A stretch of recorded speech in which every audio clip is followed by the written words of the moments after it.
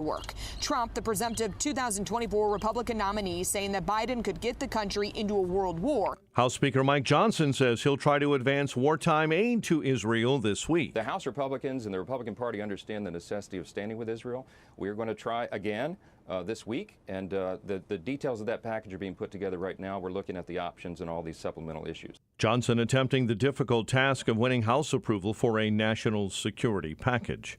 2 bodies have been recovered in a rural Oklahoma county a day after 4 were charged there with murder and kidnapping connected with the March disappearance of 2 Kansas women.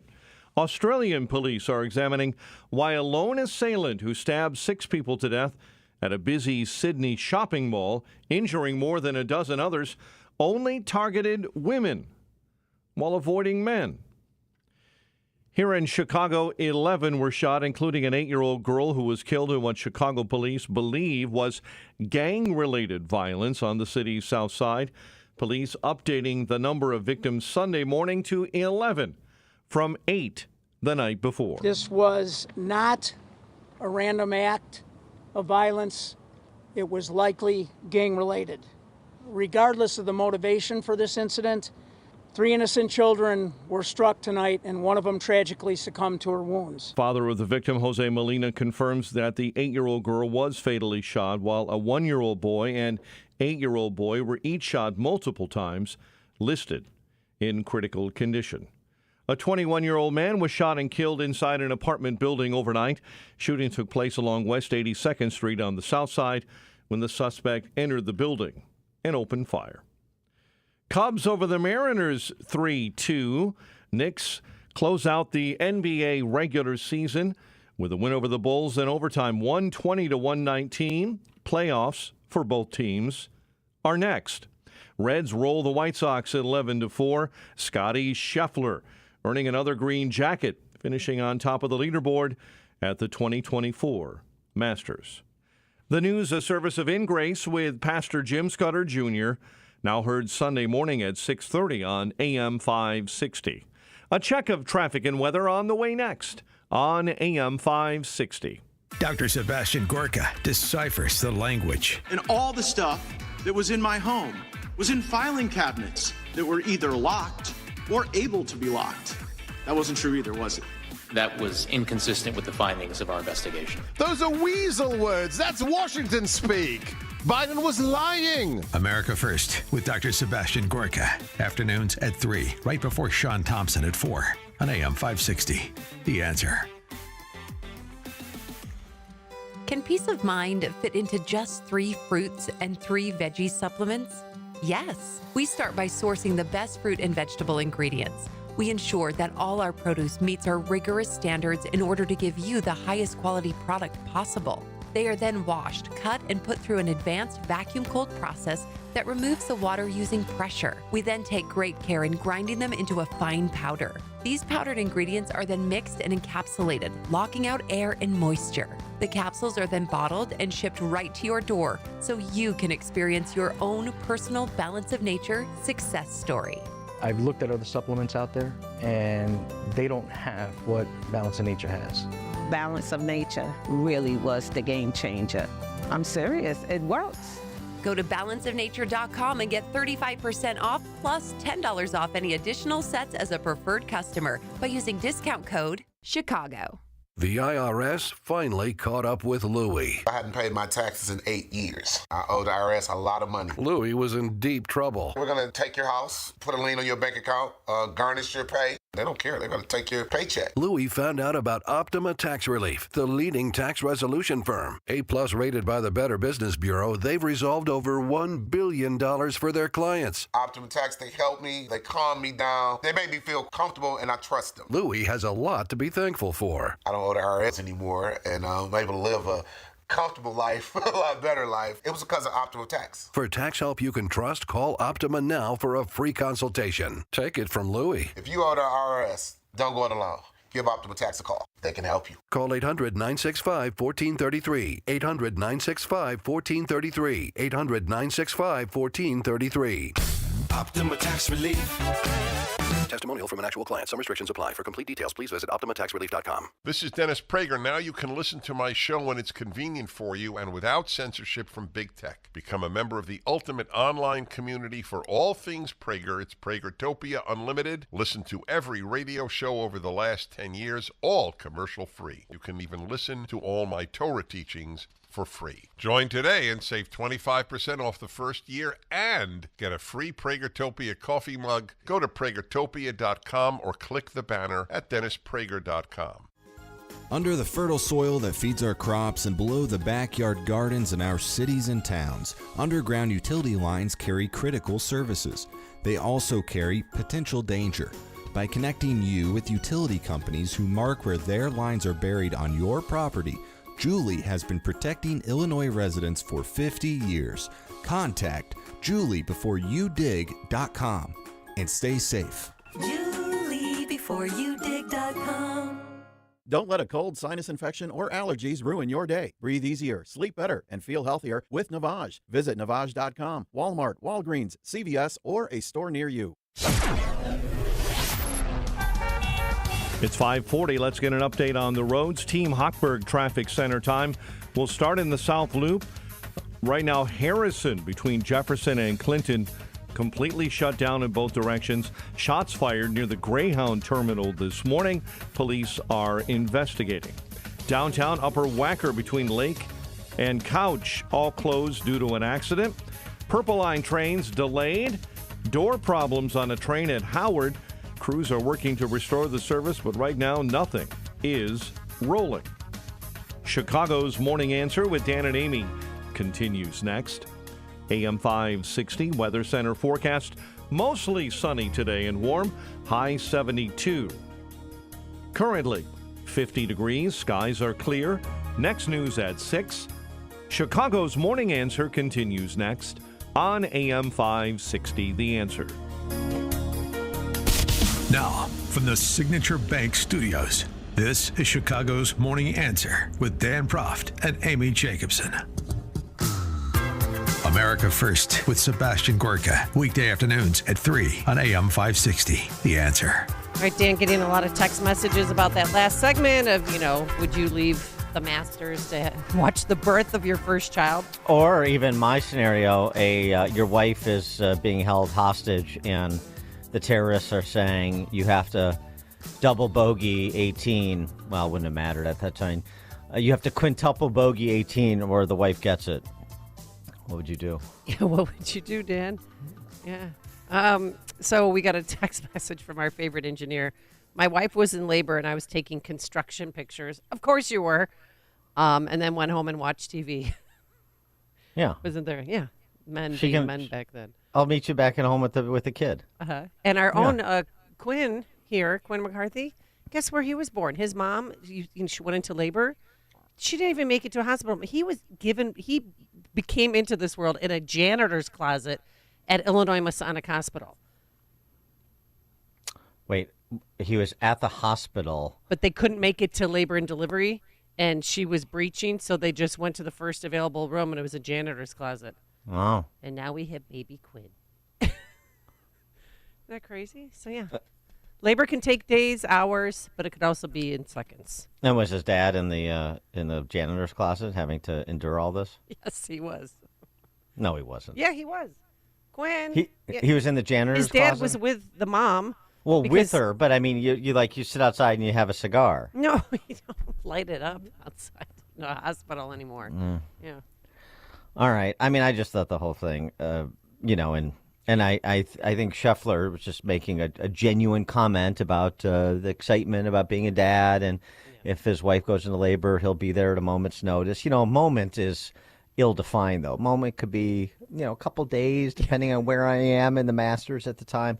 Anyway, I'm glad he won. I'm glad we didn't have to see that any sort of scene that would have forever damaged sports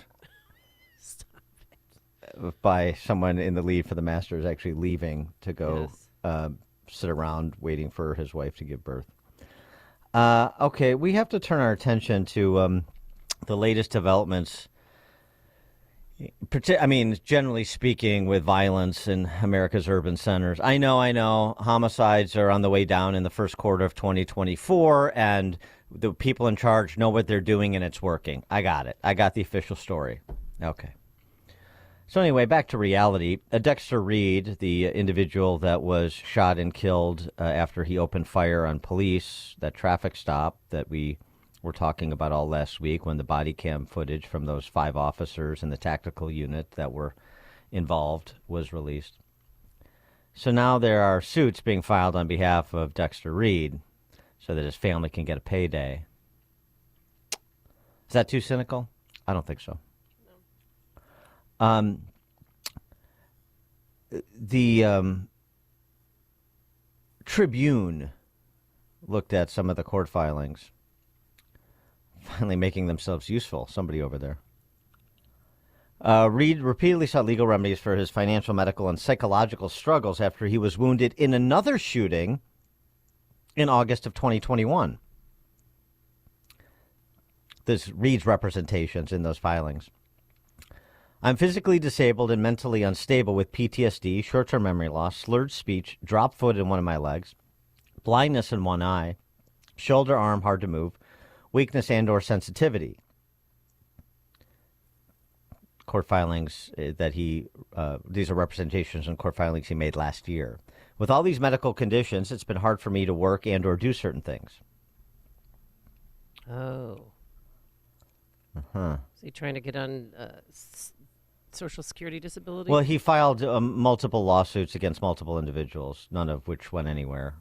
I'll get to that, but wait a second. August of 2023. I was shot in August of 2020.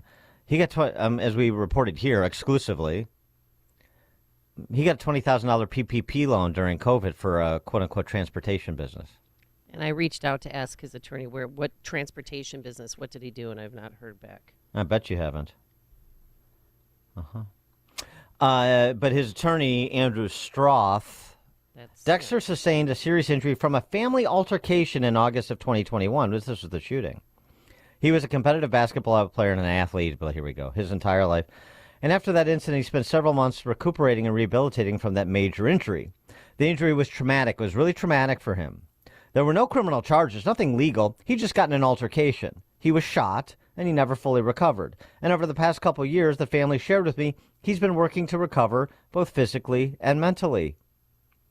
Golly, I would like to know a little bit more detail about the shooting, the little family altercation. That was no big deal. No criminal charges were filed, anything. He just lost vision in one eye. But he was shot, and he's got all these debilitating injuries. And what was the exact circumstances of that shooting? Why were criminal charges not filed? Was he the victim or the assailant and somebody was defending himself? There's a lot of legitimate questions, I think, surrounding that shooting that speak to this young man who is an athlete and basketball player and all that business all his life. And I heard that after that incident that that's why he lost his basketball scholarship, which I don't know. That doesn't make any sense. Well, no, he was so injured that he couldn't play basketball. The timing of it doesn't make sense. No, it doesn't. He's 26 years old. That was 3 years ago. But basketball scholarship to where? Morton College, where he played basketball? You don't get basketball scholarships to JUCO. What are you talking about? There's no basketball scholarship. I listened to V103 Chicago Talks yesterday yesterday V103. when I was driving, and people were calling in, and one of his friends said, that because that happened, he said it was a family member shooting. He had PTSD because of it, and then he lost his basketball scholarship. He couldn't play basketball anymore. Yeah, okay. Well, we don't just repeat things people make up. I mean... Well, no, a lot of people's scholarships got extended because of COVID. There's still people that have... He was at Morton College.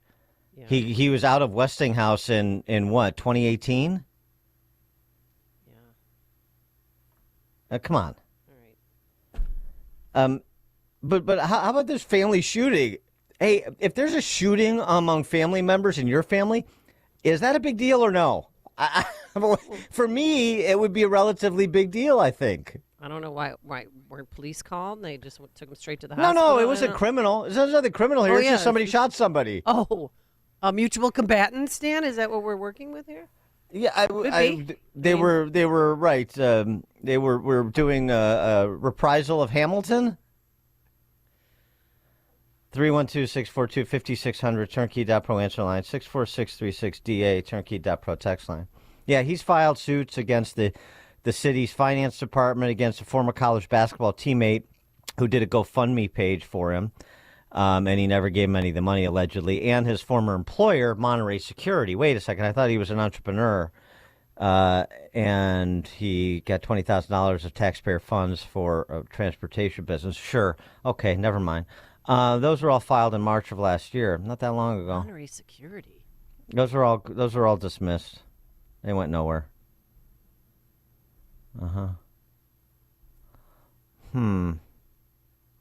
So, I mean, I guess I'll have to be the one to ask the question because nobody else in this city will.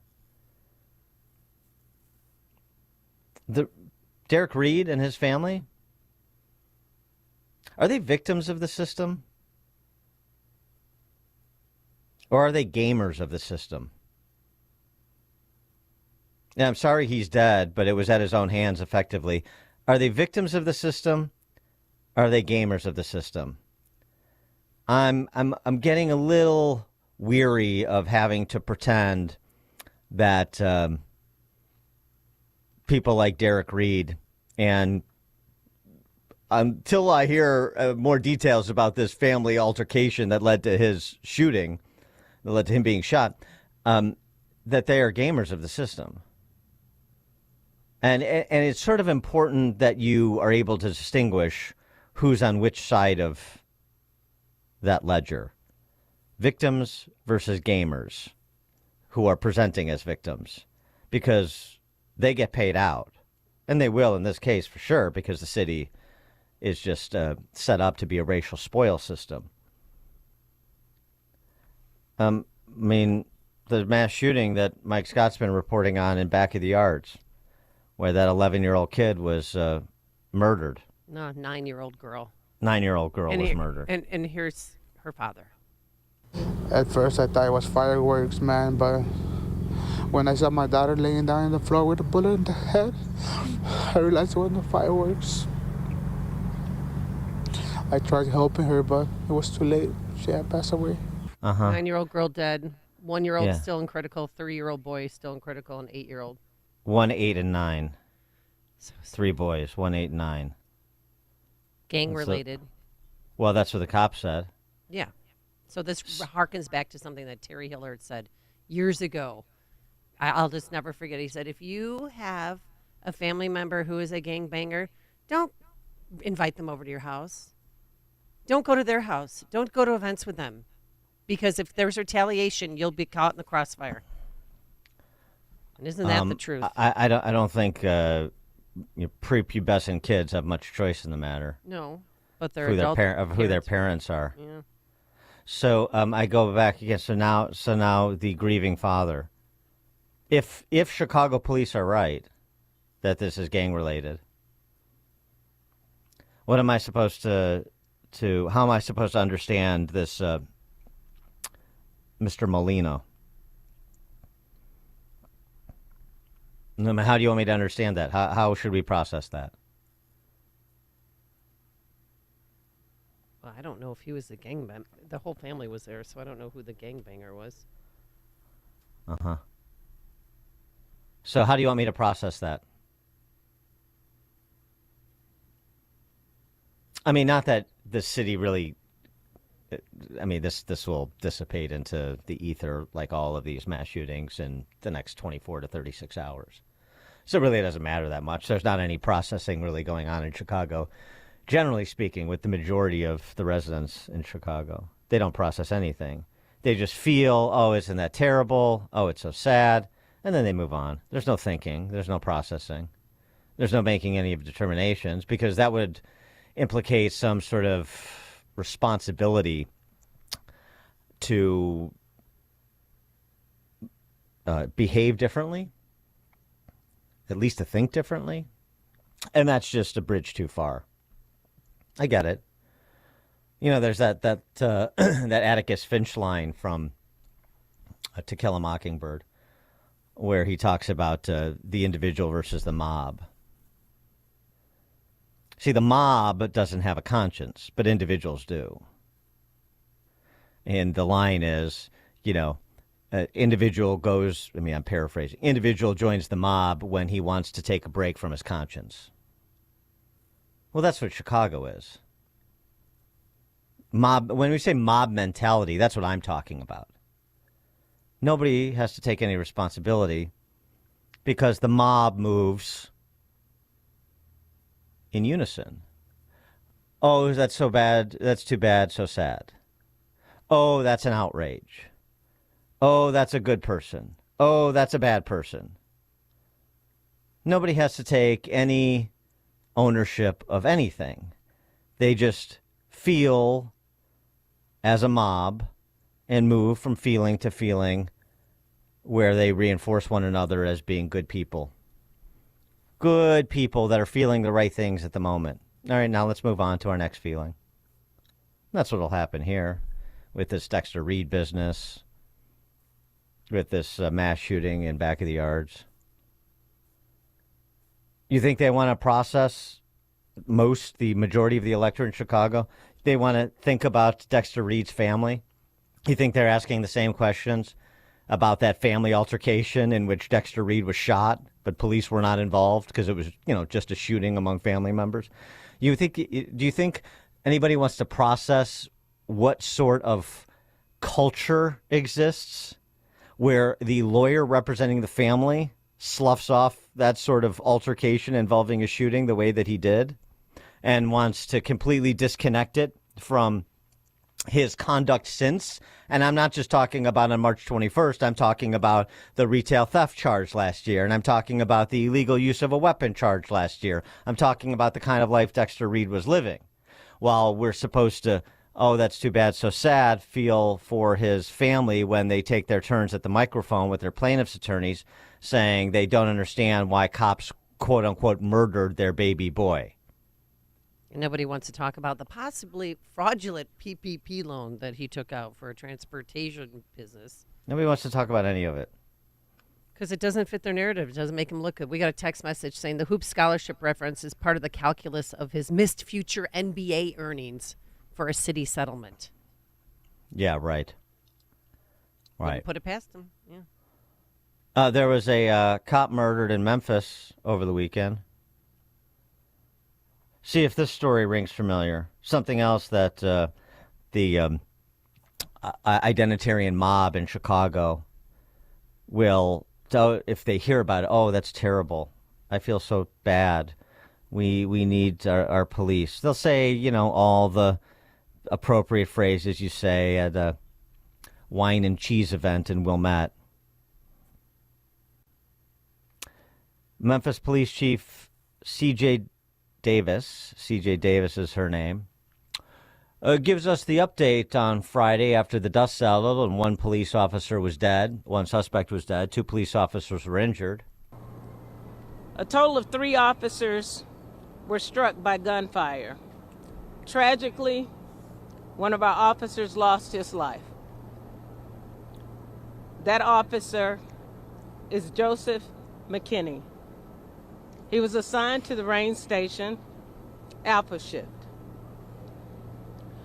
The second officer was brought here to Regional 1, but thankfully, he has been upgraded to non-critical condition, and he's doing well. The third officer was treated on the scene and is in stable condition. One suspect was 18 years old, and the other suspect is 17 years old. Both suspects were transported to Regional 1 in critical condition. Both of them sustained gunfire as well. One suspect has been pronounced deceased. The 18-year-old suspect was arrested in March 2024 by MPD in a stolen vehicle with an illegal modified semi-automatic weapon with a Glock switch attached. The Glock switch converted the weapon to a fully automatic machine gun. He was also charged at that time for 2 stolen vehicles and having a programming device commonly used to steal cars. The suspect was released at that time without bond. Right.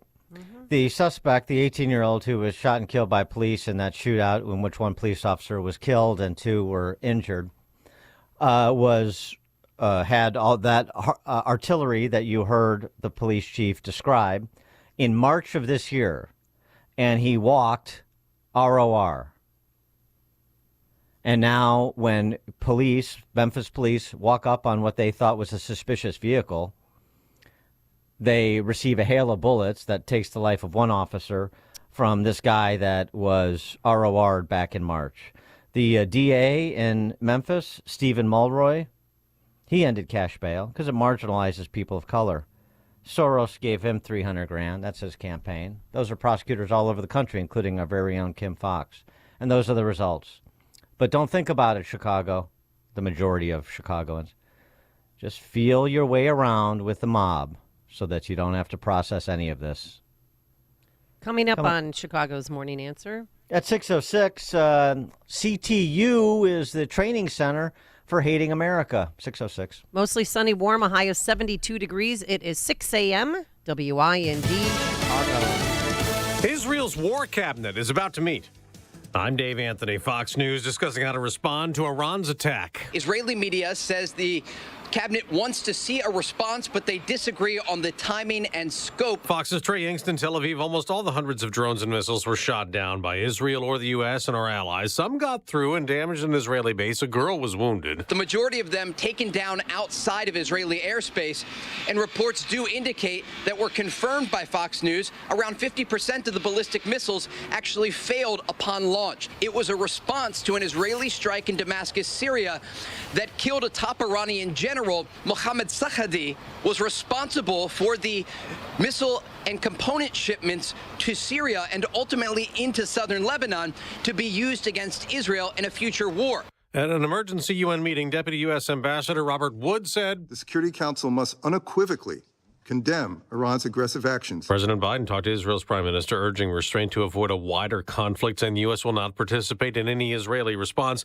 A police officer and a sheriff's deputy shot dead last night in New York. Syracuse Police Chief Joe Cecil says it happened after the driver of a suspicious car refused to stop. Officers lost sight of the vehicle, but were able to get the license plate, so they were able to track it to an address in Liverpool. That's where the gunman opened fire. He was also shot and killed. Former President Trump's due in court this morning in New York City for jury selection for his first criminal trial. Potential jurors will be asked 42 total questions, including which cable, print, and social media platforms they get their news from. They will also be asked if they have ever attended a Trump campaign event, if they follow him on social media, and if they have ever attended anti-Trump rallies. Fox's Brooks Singman, the former president, is charged with falsifying business records over 2016 payments to keep an alleged affair quiet on Truth Social. He posted this morning it's a witch hunt and election interference ahead of his Biden rematch.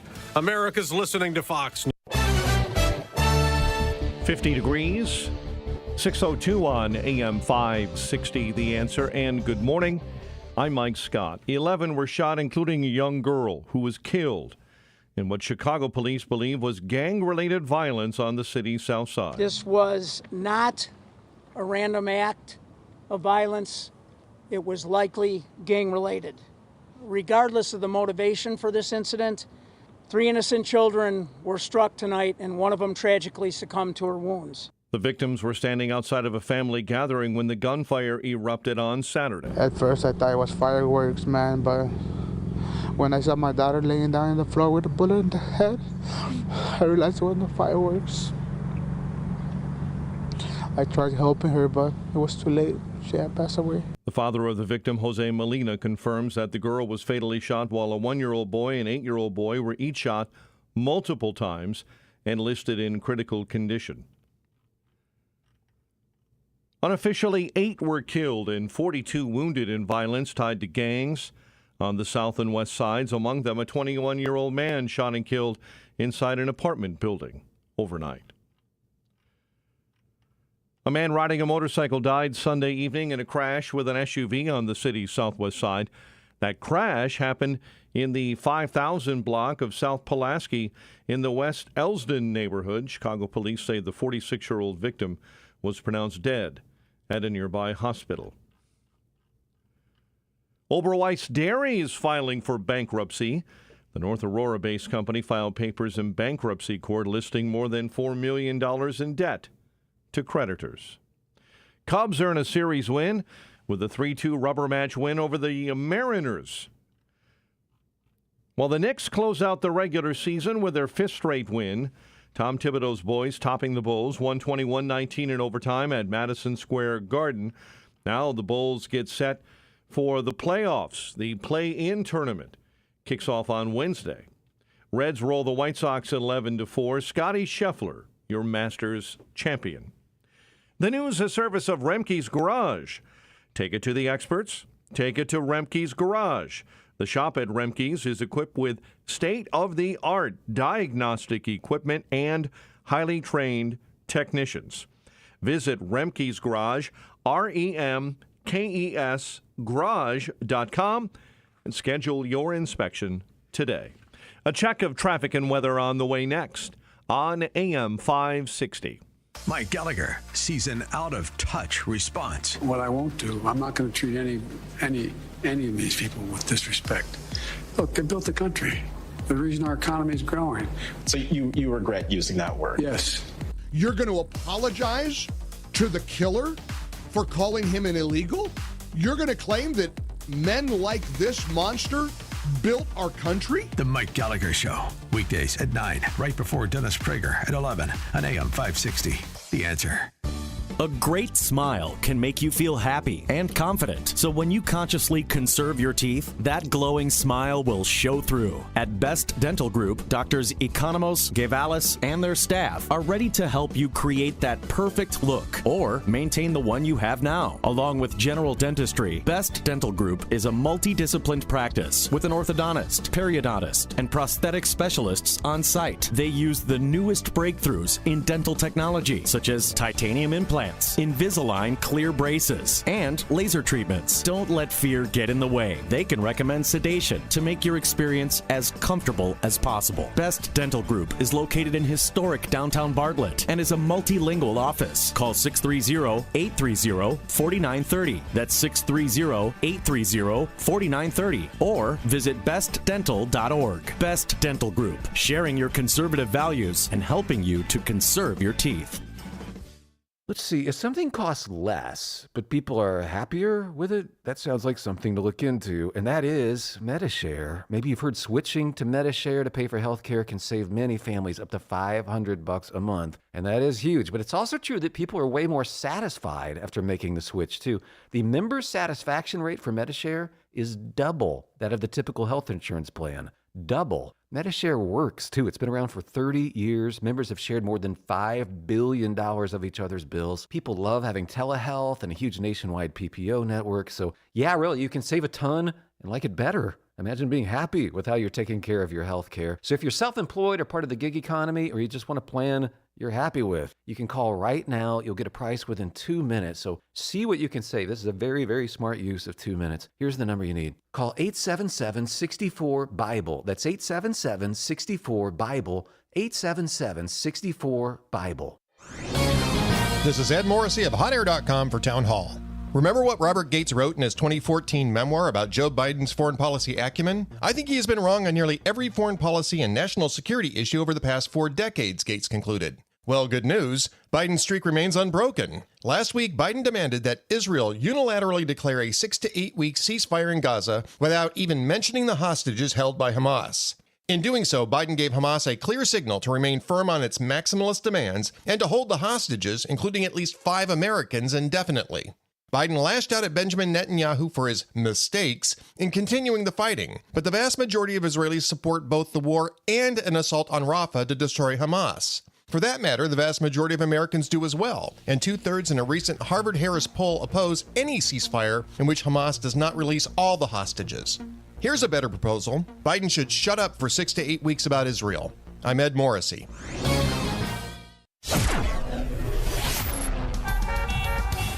6:08. Let's check the roads. Team Hochberg Traffic Center time, and we start on the Kennedy. Getting tough early. 25 minutes. O'Hare into the Burns Circle interchange. You're jammed up at Nagel on the inbound side. Stevenson already stop and go between Harlem Avenue and Kedzie. Dan Ryan Express lanes right now slowing up inbound between Pershing and the Stevenson.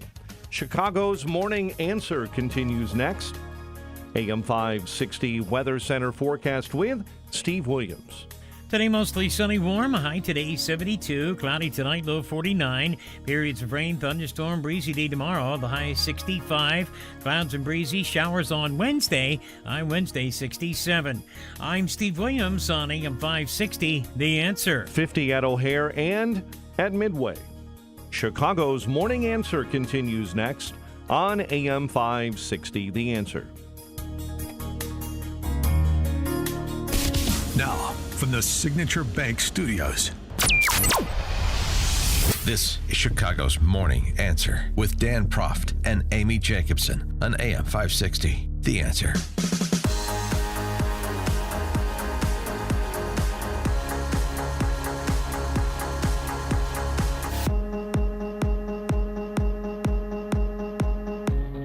Top of the morning, Dan and Amy.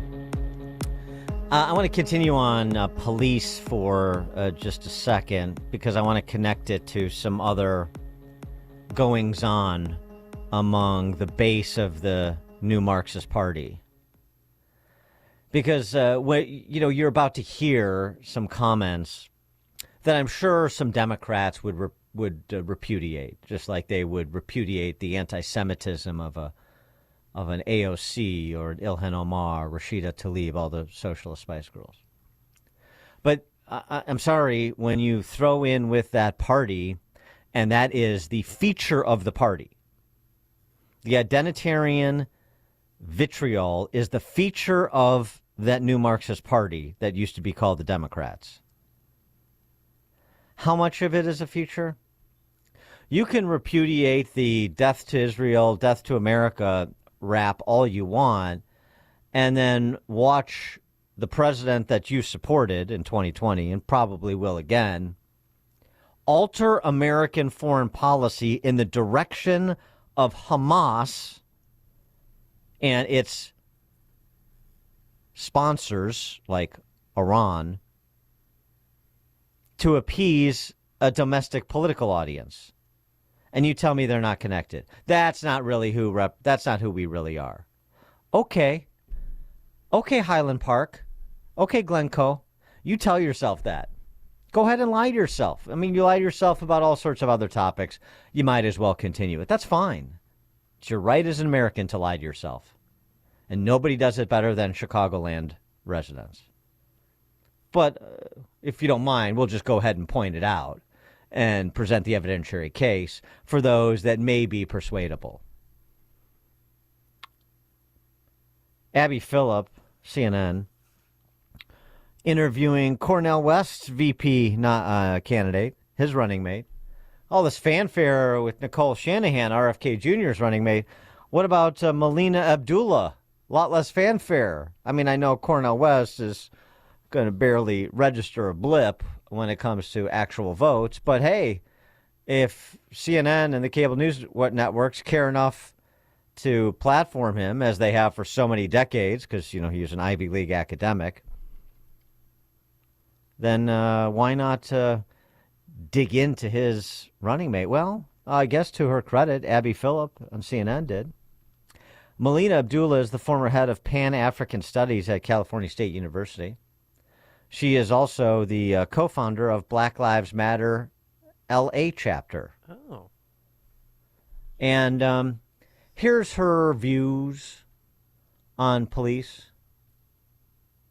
You have tweeted in the past about supporting defund the police, which is something that I think perhaps some people in the Black Lives Matter movement support, but also this tweet from back in 2015. The KKK, the police, and government officials are one in the same. I wonder, do you stand by that comment? Absolutely, and thank you for having me. I want us to understand the history of policing in this country.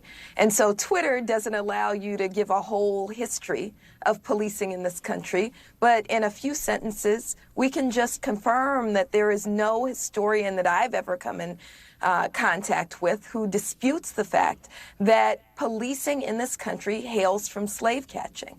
And so when we say that policing is, the new millennial slave catching, we're not saying that we don't want public safety. We're saying we want real public safety where community is really centered, where Black safety is centered. And we know that when Black people are safe, we also create safety for everyone else.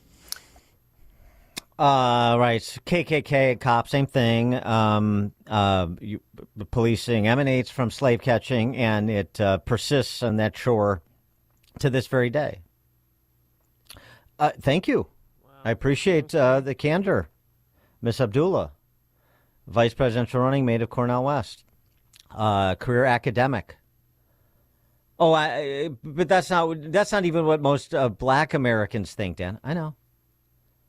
So why are you affiliated with a party that would platform? Well, she's an independent candidate. Really? Was Black Lives Matter LA? Was that an independent movement? Did that have any party affiliation? Defund the police? Where was that coming from? The same new Marxists that represent the center of gravity in the new Marxist Party, which used to be called the Democrat Party, but it doesn't deserve that name anymore. Oh, they don't believe it. No, they don't believe it, but they fall in line and they elevate people in the academy like Melina Abdullah. All the institutions they control. It's not just about public office. It's also about a cultural direction.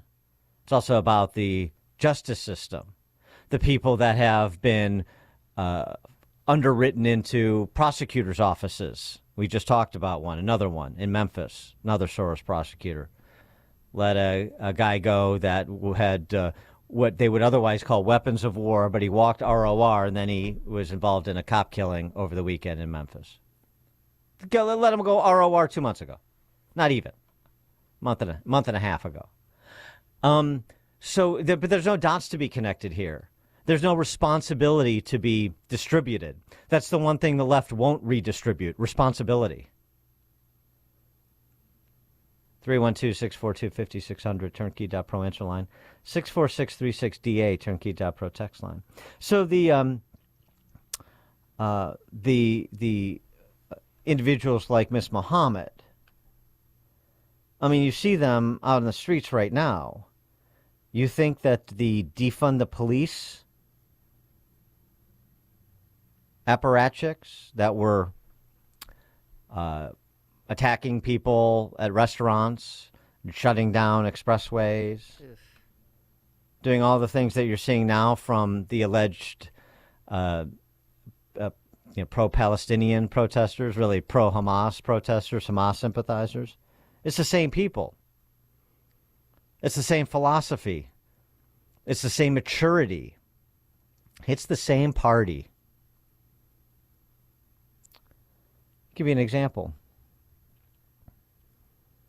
She's been attending meetings, village board meetings in Bakersfield, California, long before October 7th and the response to it. Gosh, I wonder what she was talking about before then. I think I just told you. Her name is Reedy Patel, and she represents what I think is the quintessential pro-Hamas, defund police, Black Lives Matter, Democrat political operative in 2024 America, in that new Marxist Party.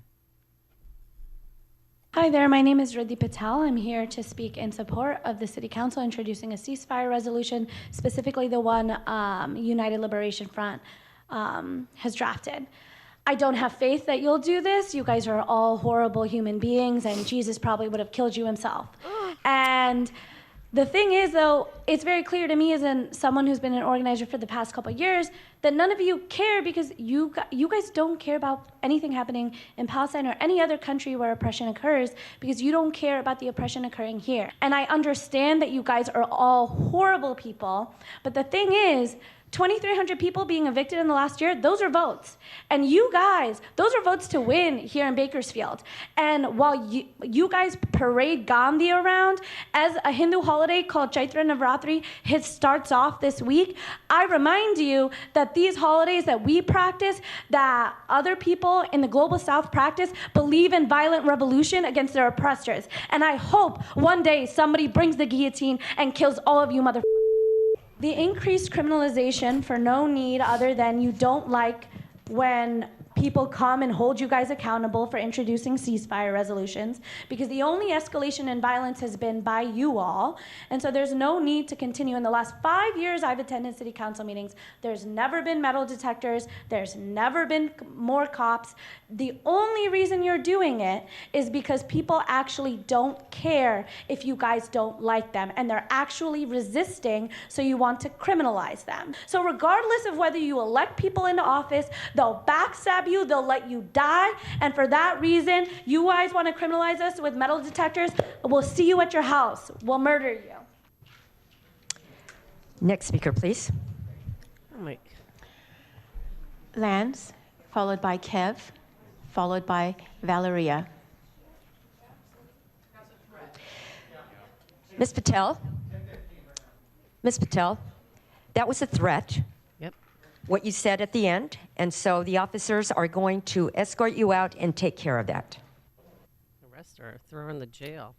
She's been arrested. She's been charged with 16 felonies, making terroristic threats. She's on a $1 million. She's got a $1 million bond, and out when she got arraigned, out came the waterworks. It's a tough talk. Then came the waterworks, because she's a maladjusted, snotty, ignorant, vitriolic, spiteful, disgraceful child. And that's who the left has given over to. Pick an issue, any issue, and you'll see Reedy Patels all over the place. Well, you think she's the only one? Pro-Hamas protesters taking over a Starbucks in Ann Arbor.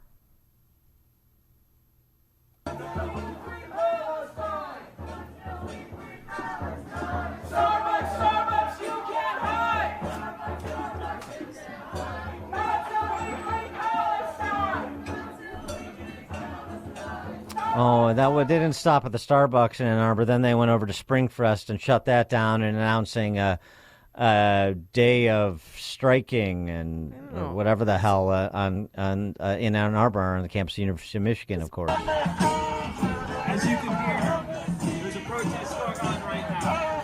Tomorrow, we are shutting down this university with an all-campus strike. A national strike was called by the Strike for Gaza Coalition, 23-plus Palestinian and Muslim-led organizations that support Palestinian liberation. The data lines with tax data call out the use of...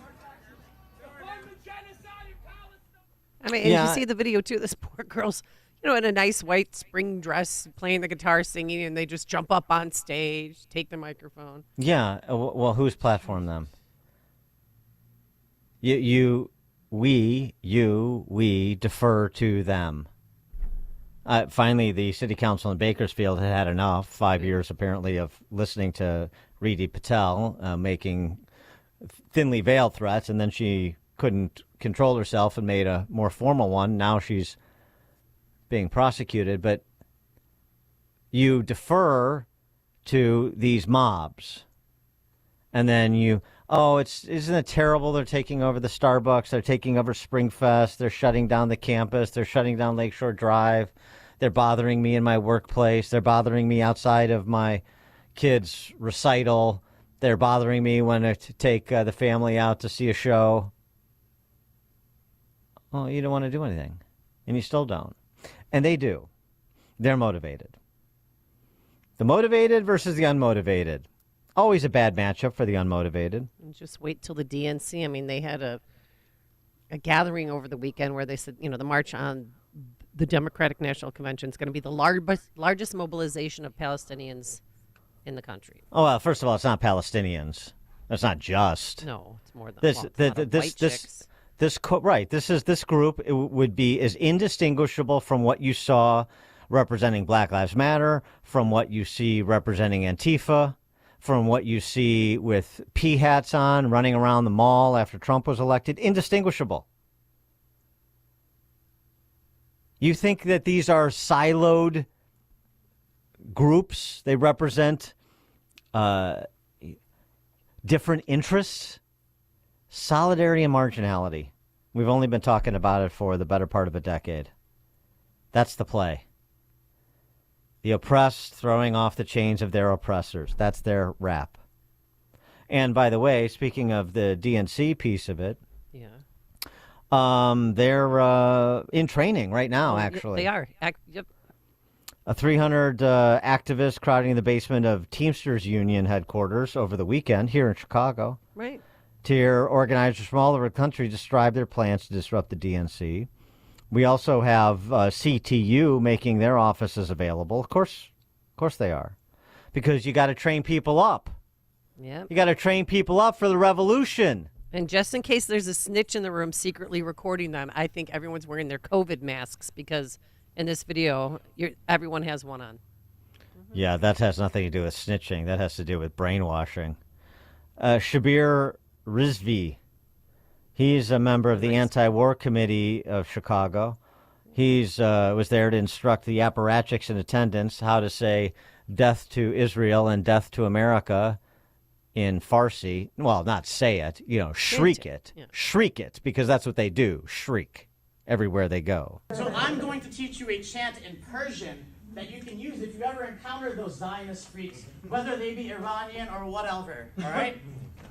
Now, I don't drink margaritas, but we all know what a margarita is. We all know what a bar is. And all these white. So you're going to say, Marg bar.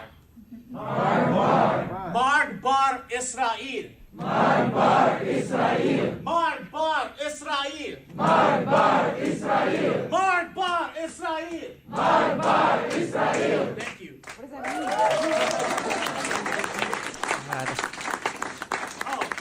So it has two meanings depending on who's asking. It can mean death to or down with. So can we get a Marg bar America? We can get a Marg bar America. Why don't you leave the country? Marg bar America. Marg bar America. Marg bar America. Marg bar America. Thank you. It's fun when a bunch of grad students with their loans forgiven get together to chant death to America and death to Israel, isn't it? And these people are sick. And then some look like grandparents, but yeah, a lot it look like they're just graduated. And whoever yelled, let's death to America, then get out of the country if you hate it here so badly. If you want it to die. Because he's part of it. And I can't, these people, I hope they know who they are. No. They're not leaving. You're leaving. Or you're going to get rolled over. You're joining or you're getting rolled over. And if you want to leave, then you leave. They're not going anywhere. Got a text message. Dan and Amy, this is shameful and outrageous. As a Chicagoan, I'm totally embarrassed that this hate-filled conference happened here. What are you talking about? The rough and tumble Teamsters. They're supporting it. You know, the good men and women of the Teamsters. Our truck drivers and the people that are the backbone of our economy. And to a large extent, I agree with that. And then that's what you're a part of. Are you listening to this, Teamsters? All the tough guys? All the tough guys. And your headquarters are used for that crap. For this group. Are these the people with you whom you associate? To a Teamster, you'll hear the answer no. And to my response is, yes, they are. My church absolutely they are. Absolutely they are. Yeah. And you're also paying for it with your dues. That's who you're in bed with. Now, you go ahead and go lie to yourself and say you're not. Just like Highland Park and Glencoe will. Lie to yourself, say, that's not the party I'm a part of. Go ahead. Go ahead and lie to yourselves. That's what we expect you to do. And that's what they expect you to do, even more importantly. Rick in Glenview, you're on Chicago's Morning Answer. Hi, great show as always. Thanks. Thank you. First of all, I find that, to figure out judges and prosecutors' records, like, for instance, how often they let somebody out and they commit a crime immediately, you can't trace that back easily.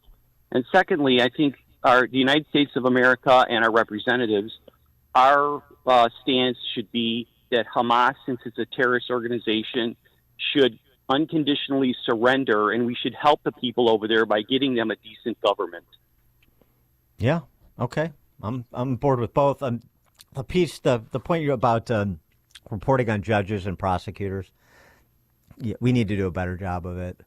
I'm part of some media group that's efforting in that direction to do a better job of inventorying the records of judges, of prosecutors, of keeping sort of a running archive of the one-off stories like the Memphis story we just talked about. Like the Dexter Reed story, as well, so that there is more institutional knowledge. Because you're right, it's not as accessible as it needs to be, and of course that's by design. Brian, St. John, Indiana. Hey, good morning. I know a little 20-something lefty that won't use their Starbucks gift card anymore because they support Israel or whatnot. I don't pay attention to that stuff usually, but this kind of just brings everything back to your original point. It doesn't matter what stance you take with the mob. You'll never be right, and they will eventually knock on your door, too. That's all I got. Thanks for the call, Brian. Dan and Amy, Chicago's Morning Answer. Connect with Dan and Amy on the AM 560 The Answer mobile app. Just text the word app to 64636 to download the app today. Hi, it's Sean Thompson here. You know when you're at the mall and you go to those directory signs, the one that says you are here? Well, imagine that directory is a map of your preparation for retirement. Would you know where you are? My friend Tom Fortino at Alpha Wealth Group is offering you the opportunity to not only find yourself on that map, but also find the route toward a successful retirement. He calls it his retirement roadmap. You'll get an analysis of where you are right now, whether you're at risk if the market drops again, whether you're taking advantage of the latest tax changes, and much, much more. To get an idea where you stand on the road to retirement, call my friend Tom Fortino at the Alpha Wealth Group today at 630-934-1855. That's 630-934-1855. And ask for the retirement roadmap, or visit alphawealthgroup.com. And don't forget to listen to the Alpha Wealth Hour Saturday mornings right here on AM 560, The Answer at 9 a.m. Advisory services through Retirement Wealth Advisors, LLC, and SEC Registered Investment Advisor. Insurance and annuities offered through Alpha Wealth Group, licensed in Illinois. Balance of Nature's fruits and veggies supplements, changing the world one life at a time. 2 weeks after I had started taking them, I told the wife, I said, I don't know what it is, but I feel like I'm 20 years old. Ever since, I just stayed on it. And I'm not the most educated guy, but anyhow, I'm not the dumbest guy in the area. And I do know what they got in there, just reading on it and everything. I'm pleased with it.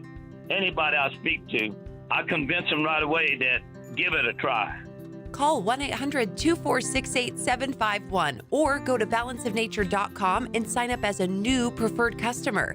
And for a limited time, get 35% off your first order, plus $10 off any additional sets with free shipping and our money-back guarantee. Go to balanceofnature.com or call 1-800-246-8751 and get this special offer by using discount code CHICAGO. AM 560, The Answer. All right, coming up on Chicago's Morning Answer. Don't you love these thought pieces over the weekend on the Sunday talk shows? Can Trump get a fair trial in Manhattan? Yeah. Is that a rhetorical question? Of course he can. That's not the interesting part. The interesting part is that Trump has said he's going to testify. Should he? Take your call, 636. Yeah, I'm getting nervous about this trial. All right, but now let's head into the newsroom. Here's Mike Scott. 6:32, 50 degrees. Skies are clear and there's sunshine this morning. Former President Trump is entering unprecedented territory. He'll appear in person for the duration of his New York trial against the backdrop of a presidential campaign. New Hampshire Governor Chris Sununu telling ABC's This Week he doesn't believe the trial will have an impact on his campaign. At the end of the day, they want that culture change of the Republican Party. And if we have to have Trump as the standard bearer, and the voters decided that's what they wanted, not what I wanted, but what the Republican voters wanted, if he's going to be the standard bearer of that, we'll take it if we have to. It makes him the first ex-president in the U.S. in history to face a court hearing on a criminal charge. A phone call between President Biden and Israeli President Benjamin Netanyahu reportedly played a role in Israel deciding not to retaliate for Saturday's large-scale drone attack by Iran. Fox's Alexis McAdams reporting from Shanksville, Pennsylvania, on Donald Trump's reaction to the attack. Former President Donald Trump was in the swing state here of Pennsylvania talking at a large rally when the news broke about these attacks on Israel. He said the reason it happened is because the United States appears weak. It would not have happened if we were in office. You know that. They know that. Everybody knows that. As President Joe Biden was being briefed on this attack over the weekend, former President Trump was at that large rally and fundraiser in the swing state of Pennsylvania. Just days ago, Biden was warning that the attack by Iran could happen soon. His message to Iran had been simply don't, but that didn't seem to work. Trump, the presumptive 2024 Republican nominee, saying that Biden could get the country into a world war. CENTCOM says they alone took out more than 80 drones and at least 6 ballistic missiles. House Speaker Mike Johnson says he'll try to advance a wartime aid package for Israel this week. The House Republicans and the Republican Party understand the necessity of standing with Israel. We're going to try again this week, and the details of that package are being put together right now. We're looking at the options and all these supplemental issues. The security package also includes funding for Ukraine and allies in Taiwan.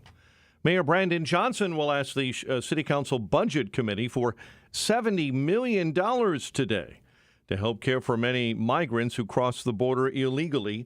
Most of that money would come from a reserve fund.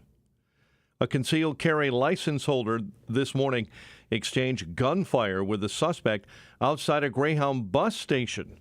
35-year-old was in the 500 block of South Jefferson when police say someone in a sedan opened fire. The man, who is a CCL holder, took out a handgun and returned fire. So far, no reports of injuries. The man charged with killing 4 people and injuring 7 others in an alleged 20-minute attack in Rockford, who was in court earlier this month, is set to be arraigned today. The judge has ruled that Christian Soto will stay behind bars until his Rockford trial. Cubs over the Mariners 3-2. It's a rubber match win. Cubs take on the Diamondbacks next. Knicks close out the regular season with their 5th straight win, beating the Bulls in OT at Madison Square Garden, 120-119. DeMar DeRozan 30 in the loss, and the playoffs are next. Bulls host the Hawks in the play-in tournament on Wednesday. Reds roll the White Sox 11-4. Scotty Scheffler, your Masters winner, and the news, a service of Quick Delivery Service. When you need reliable same-day delivery to clients, Quick Delivery will customize a logistics plan to pick it up and move it safely to its destination. Trust their 40 years of experience for peace of mind. Get a quote at quickdelivery.com. A check of traffic and weather is on the way next on AM 560. Charlie Kirk sees the real issue in our society. It is becoming more of the rule than the exception that my greatest opposition almost always comes from white liberals. Never underestimate the lethality of white guilt. White guilt is one of the most dangerous and pernicious forces in modern America. The Charlie Kirk Show. Afternoons at 1, right before Sebastian Gorka at 3 on AM 560. The Answer. Signature Bank is Chicago's fastest growing independently owned business bank.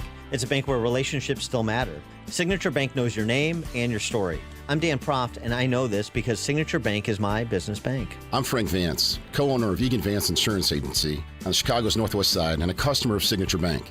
In my line of work, we pride ourselves on being there for our clients when they need it the most, and we recognize when someone does the same for us. As Egan Vance was expanding, we wanted to buy a much sought-after building in the neighborhood. We couldn't waste any time. I called Signature Bank, and that was all it took. I didn't have to talk to multiple people in siloed departments with multiple forms to fill out. One call did it all. As the one who was always looking out for my clients, it was a great change to know that my bank, Signature Bank, was looking out for me. Signature Bank is looking for their next success story. To learn more about turning your business vision into reality, visit signaturebank.bank. Signature Bank, helping local businesses succeed. Member FDIC, Equal Housing Lender.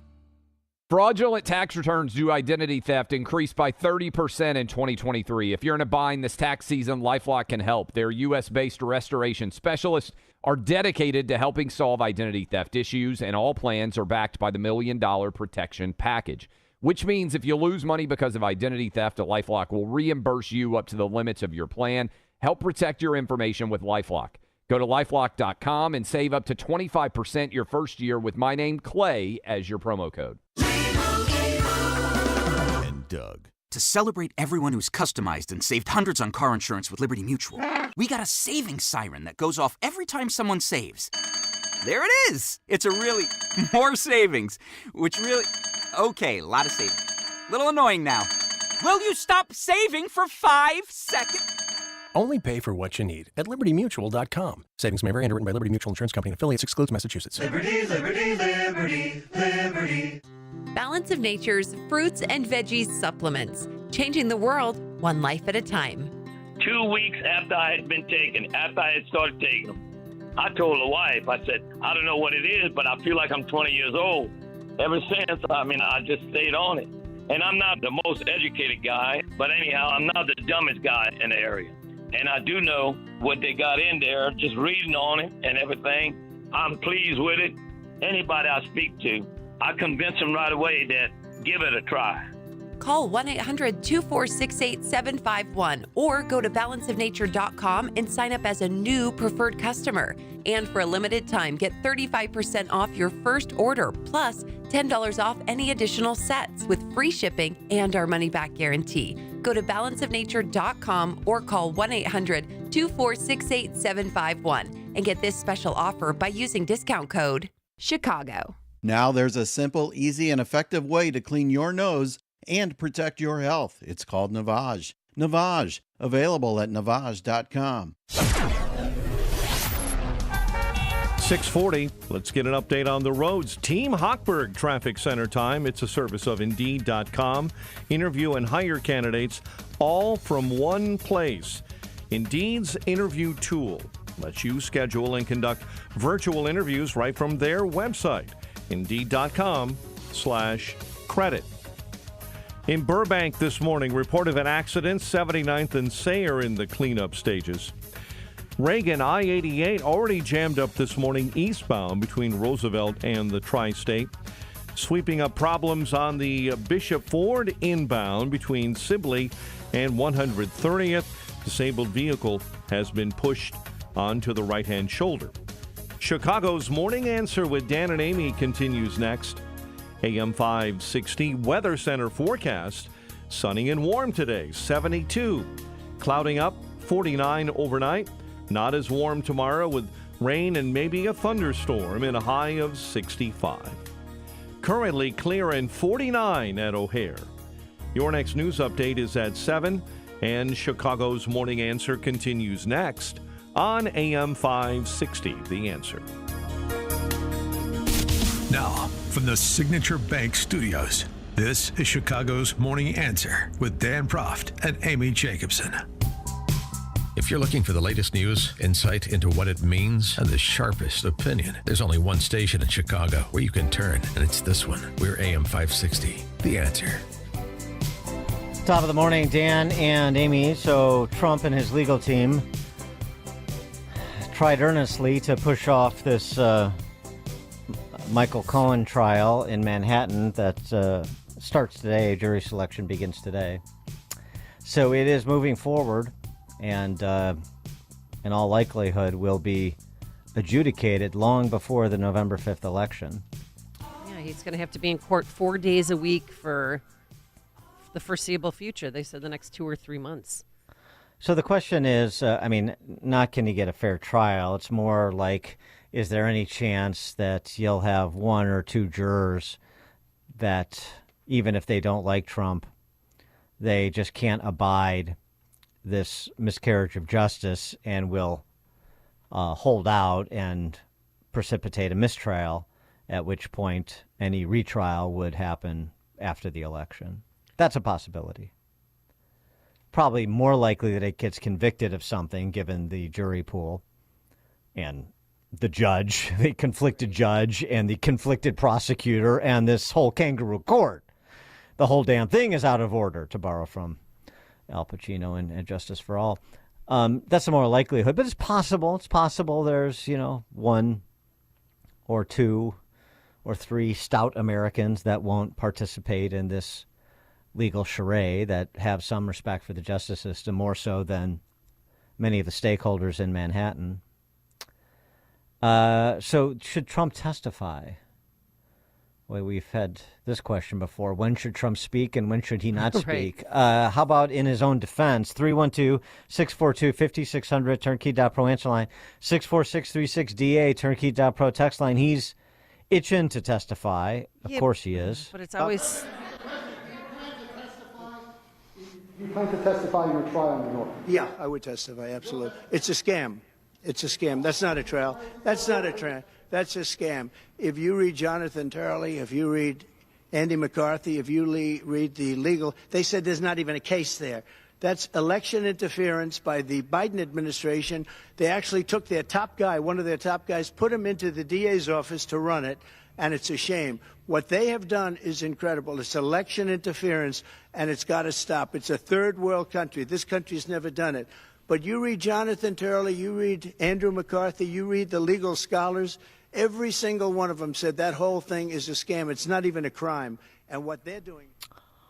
Well, yeah, that is what Jonathan Turley has said. In fact, he said it again yesterday on Maria Bartiromo's show about how absurd this whole proceeding is. Jonathan Turley, George Washington University law professor. Yeah, everything about this case is, in my view, legally absurd. This case is basically a state misdemeanor that had run out on the statute of limitations. And Bragg was forced, after he declined for a long time to bring this charge, to do so. His predecessor rejected it. And so they took a dead misdemeanor and bootstrapped it into effectively trying a federal crime. But the federal crime here under election law was rejected by the Department of Justice. They didn't feel that this should be charged. So you have this crazy case that's going to go forward, and it's going to turn on the testimony of people like Michael Cohen. And Michael Cohen just recently had a judge call him a serial perjurer. Wow. And he's going to appear as the center of this case. Our star witness, the serial perjurer. Pay no attention to his prior pathological lying. He's a clown. I mean, this is just like the land of misfit toys here. The other thing that's interesting about this is sort of the parallel with the civil case in which Letitia James is attempting and is being aided and abetted by New York courts to dismantle Trump's family business. See if you can catch the parallel. Let me give you a hint, or let Maria Bartiromo give you a hint. Okay. This is from Stormy Daniels that President Trump posted. I know you've seen this. It says, Stormy Daniels writes, the fact of the matter is that each party to this alleged affair denied its existence in 2006, 2011, 2016, 2017, and now again in 2018. I'm not denying this affair because I was paid hush money. I'm denying the affair because it never happened, writes Stormy Daniels. I mean, and Trump said the same thing. I mean, the affair never happened. And I can't see, knowing what we know about him, he's so anal retentive. He's not going to, I don't sleep with a porn star. Ugh. Well, the idea that Trump is above sleeping with a porn star, at least in a previous life, I'm not so sure I'm going to sign on to that statement. Okay, well, I just... But I mean, what's the vice, what's the parallel? What's the parallel here? Based on the alleged victim's own words. The parallel between this and the civil trial, Stormy Daniels is in the position of the banks. There's no victim. Right. In her own words, I was not victimized. In the bank's own words, with respect to the assessment, the appraisal of properties, we got paid back. There's no victim here. There's no victim with the business issue. There's no victim here, according to the alleged victims. And yet the prosecution persists, one civil, one criminal. But back to your question, I mean, should Trump take the stand? I mean, Stormy Daniels is going to take the stand. Mitch, I mean, this is just going to be such a circus, this thing. Well, But Stormy Daniels is going to take the stand. Right. So, I mean, it's going to be Michael Cohen Michael Redux. Cohen will too. Were you lying then or are you lying now? Right. Then we'll find out, what her story is now. But for the accused to take the witness stand is always risky, whether it's a president or, your next door neighbor. They always say they're going to take the stand to testify in their own defense. But if I was Trump, I would not just let them make their mistakes. And I don't know about that. I don't know about in this case. Normally, I mean, I get the pitfalls with Trump because he's not exactly the most disciplined communicator we've ever run across. No. But I got a text from 847 from a lawyer friend. I mean, who's like a very good lawyer, not like Michael Cohen, like he's a real lawyer. Okay. Of course he shouldn't. They will ask him all sorts of questions like, did you ever cheat on your wife, etc. No way. That's true. I think that did you ever cheat on your wife, that's sort of past post. I think everybody knows. I mean, between Ivana and Marla and Melania, and I mean, I think. Do you think that is dispositive of anything for Trump? Yeah, but and his political, electoral, or even legal challenges. But for him to say it out loud on the witness stand, that his Biden's campaign can use that against him, take that, and I mean, use it against him how? I know it's so passe. I mean, we've already litigated. You think this. people care about that? I don't, but maybe some undecided suburban women voters might. I doubt it. Really? I doubt it very much. It's just uncomfortable. I don't want to. Well, it may be uncomfortable. Yeah, I don't. It may be wanna uncomfortable, but the question is the cost benefit analysis. It's not whether there's some uncomfortable or risky aspects. There's uncomfortable and risky aspects to both testifying and not testifying. But the jury's not going to matter to the jurors because they'll have their mind made up anyway. Well, we don't know that. We don't know. You can presume based on the jury pool. You can, handicap it. I agree that he's decidedly the underdog. That's obvious, but you don't know. And one of the things is, in terms of him testifying, and whether or not some of his testimony would be objected to and be stricken, you can't unhear what somebody says, especially a former president of the United States. And there's an opportunity there for him to, have a little bit of a Law and Order courtroom drama, to potentially communicate to the jury about sort of the "you may not like me" moment, but if you care about the justice system, understand what you would be party to if you throw in with these people that have suspended the rule of law, that have made a mockery, frankly, of the principles undergirding a free society, starting with due process, in order to get a political opponent. You've all watched it play out. You've all heard from constitutional scholars and legal experts and so forth, including many people who don't like me and many people who won't be voting for me.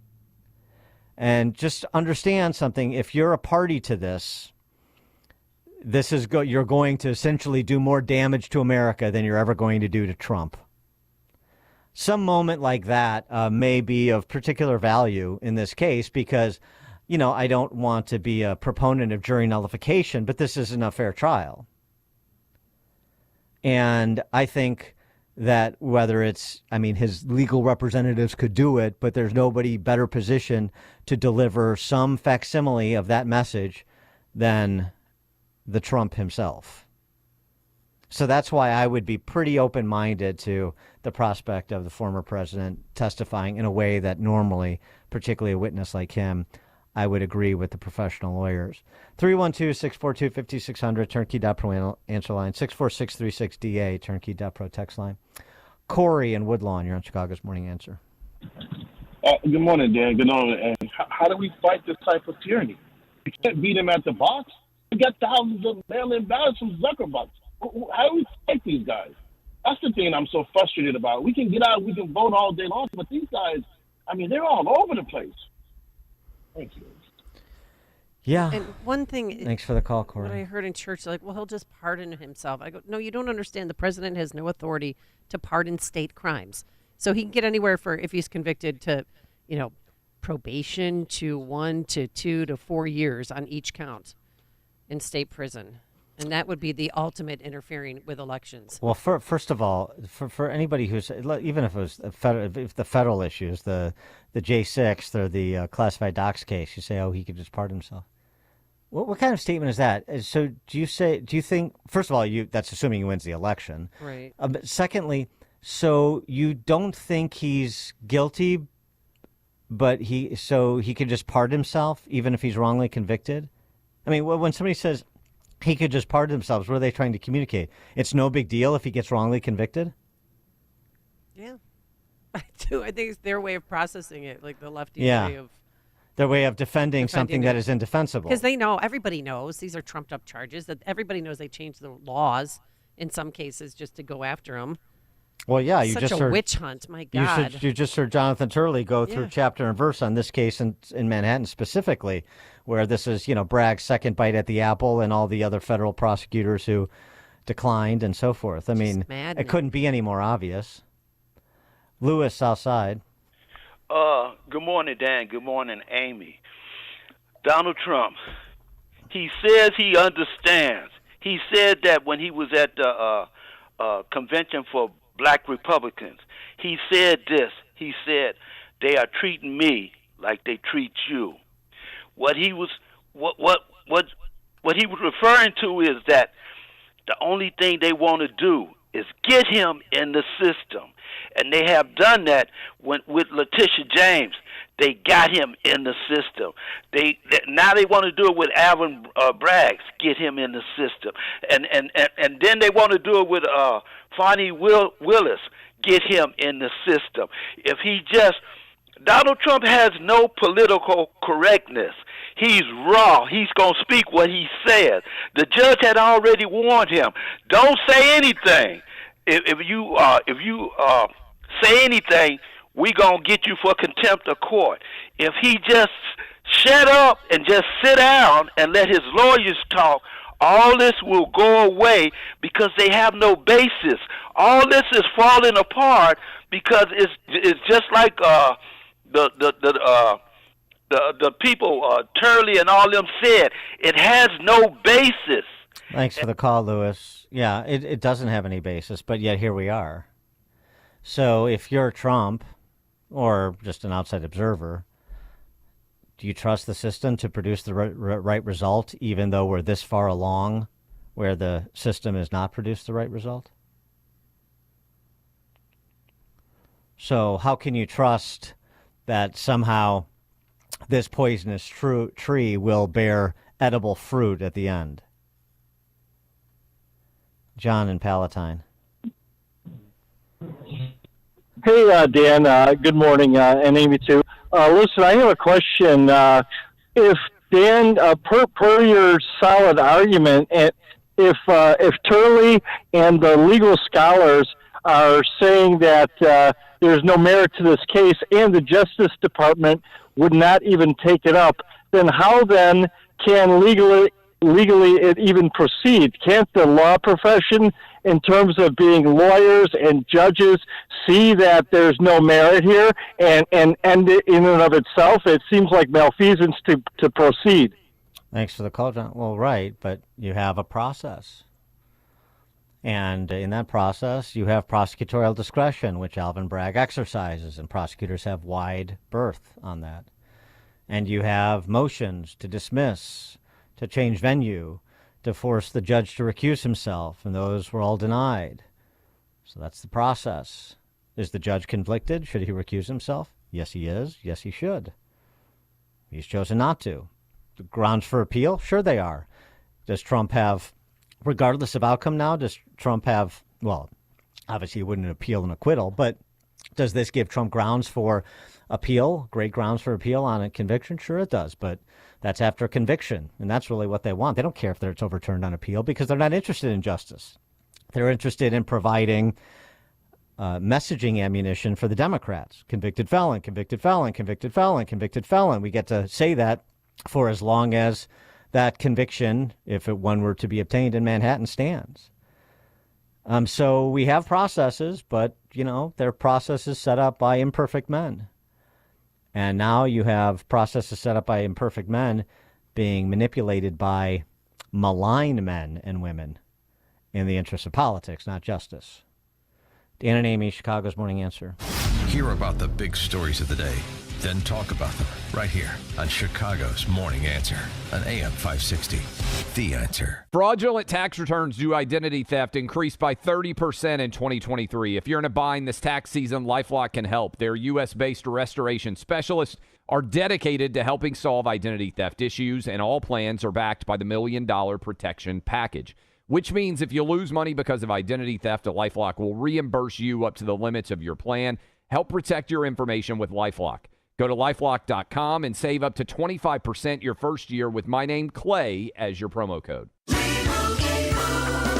And Doug. To celebrate everyone who's customized and saved hundreds on car insurance with Liberty Mutual, we got a savings siren that goes off every time someone saves. There it is! It's a really more savings, which really... Okay, a lot of savings. Little annoying now. Will you stop saving for 5 seconds? Only pay for what you need at LibertyMutual.com. Savings may vary. Underwritten by Liberty Mutual Insurance Company and affiliates. Excludes Massachusetts. Liberty, liberty, liberty, liberty. Are you ready for an adventure of a lifetime? Journey with me, Dr. Sebastian Gorka, and my friend and colleague Mike Gallagher on the Patriots Alaska cruise this summer. An incredible opportunity to engage with other like-minded patriots on an epic 7-day cruise over 4th of July weekend. Witness the untouched wilderness of Alaska over pristine water, all while celebrating America's past and future. June 29th to July 6th. Call 855-565-5519 or go to patriotsalaskacruise.com. AM 560, The Answer. All right, coming up on Chicago's Morning Answer. Israel stronger and Iran weaker after Iran's missile and drone attack over the weekend. We'll start there with Heritage Foundation Stephen Bucci at 7:07. But now let's head into that newsroom. Here is Mike Scott. A family IDs a girl killed in a gang shooting on the southwest side. Man killed in a motorcycle crash. Oberweis Dairy files for bankruptcy. Bulls fall short against the Knicks. Playoffs are next. Cubs hold off the Mariners. White Sox crushed by the Reds. WIND Chicago News Time, 7 o'clock. This has never happened before. I'm Dave Anthony, Fox News. They'll start to pick a jury today in New York City to put a former president on trial. This is the start of the people of the state of New York versus Donald J. Trump. Fox's Eric Shawn outside the court. We're in 2 hours. About 100 people at a time will be called into the courtroom. That's where Judge Juan Merchan will then explain to them about the case and ask if any prospective juror doesn't think they could be fair and impartial. Those who raise their hands, well, they'll be kicked out and excused. But those remaining, they'll be seated in the jury box in small groups. They'll be handed the 42-question jury questionnaire to fill out. The former president's charged with falsifying business records and payments to keep an alleged affair quiet. Accused of taking money from the Trump Organization to reimburse his lawyer, Michael Cohen, who made those payments from his home equity, and the company then allegedly listed those as legal expenses. The former president's been ranting against the case on Truth Social this morning, calling it a witch hunt and election interference ahead of his rematch with President Biden. The former president's also trying to delay this trial, appealing a gag order the judge imposed, writing he wants his voice back. Israel's war cabinet's been meeting, discussing a response to Iran's weekend attack. That included hundreds of drones and missiles. Reports indicate President Biden told Israeli Prime Minister Benjamin Netanyahu the Americans will not support or participate in a counterstrike against Iran. Fox's Trey Hinkson in Tel Aviv. Most of the drones and missiles were shot down by Israel or the U.S. and our allies. The head of the UN's calling for maximum restraint. At an emergency Security Council meeting, Deputy U.S. Ambassador Robert Wood said the council must condemn Iran and call for Iran and its partners and proxies to cease their attacks. Iran says it was retaliation for an Israeli strike in Syria this month, killing Iranian commanders. 2 law enforcement officers are being mourned in New York. A Syracuse cop and a sheriff's deputy shot dead last night by a gunman who was also shot and killed. America's listening to Fox News. 7:02, 49 degrees and sunshine on AM 560. The Answer. Good morning. I'm Mike Scott. Mayor Brandon Johnson will ask the Chicago City Council Budget Committee for $70 million today to help care for the many migrants who crossed the border illegally and ended up in Chicago. Most of that money would come from a reserve fund set up and some from a rainy day fund. A concealed carry license holder exchanged gunfire with the suspect outside the Greyhound bus station in downtown Chicago this morning. A 35-year-old who is a CCL holder took out a handgun and returned fire after someone in a dark-colored sedan fired shots. The man charged with killing 4 people and injuring 7 others in a 20-minute attack in Rockford, who was in court earlier this month, is set for arraignment today. A judge continuing to hold Christian Soto behind bars. 11 people were shot, including a 9-year-old girl who was killed in what Chicago police believe was gang-related violence on the city's south side. Police updating the number of victims Sunday morning to 11 from 8 the night before. This was not a random act of violence.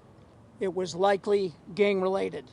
Regardless of the motivation for this incident, 3 innocent children were struck tonight, and one of them tragically succumbed to her wounds. Unofficially, 8 were killed and 42 wounded in violence tied to gang and gunfire on the south and west sides. Chicago sports, Cubs over the Mariners 3-2. Michael Busch, a 2-run home run in the 4th inning.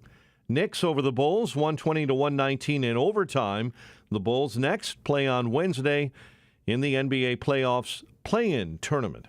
Reds beat the White Sox 11-4. Scotty Scheffler earning another green jacket, finishing on top the leaderboard at the 2024 Masters.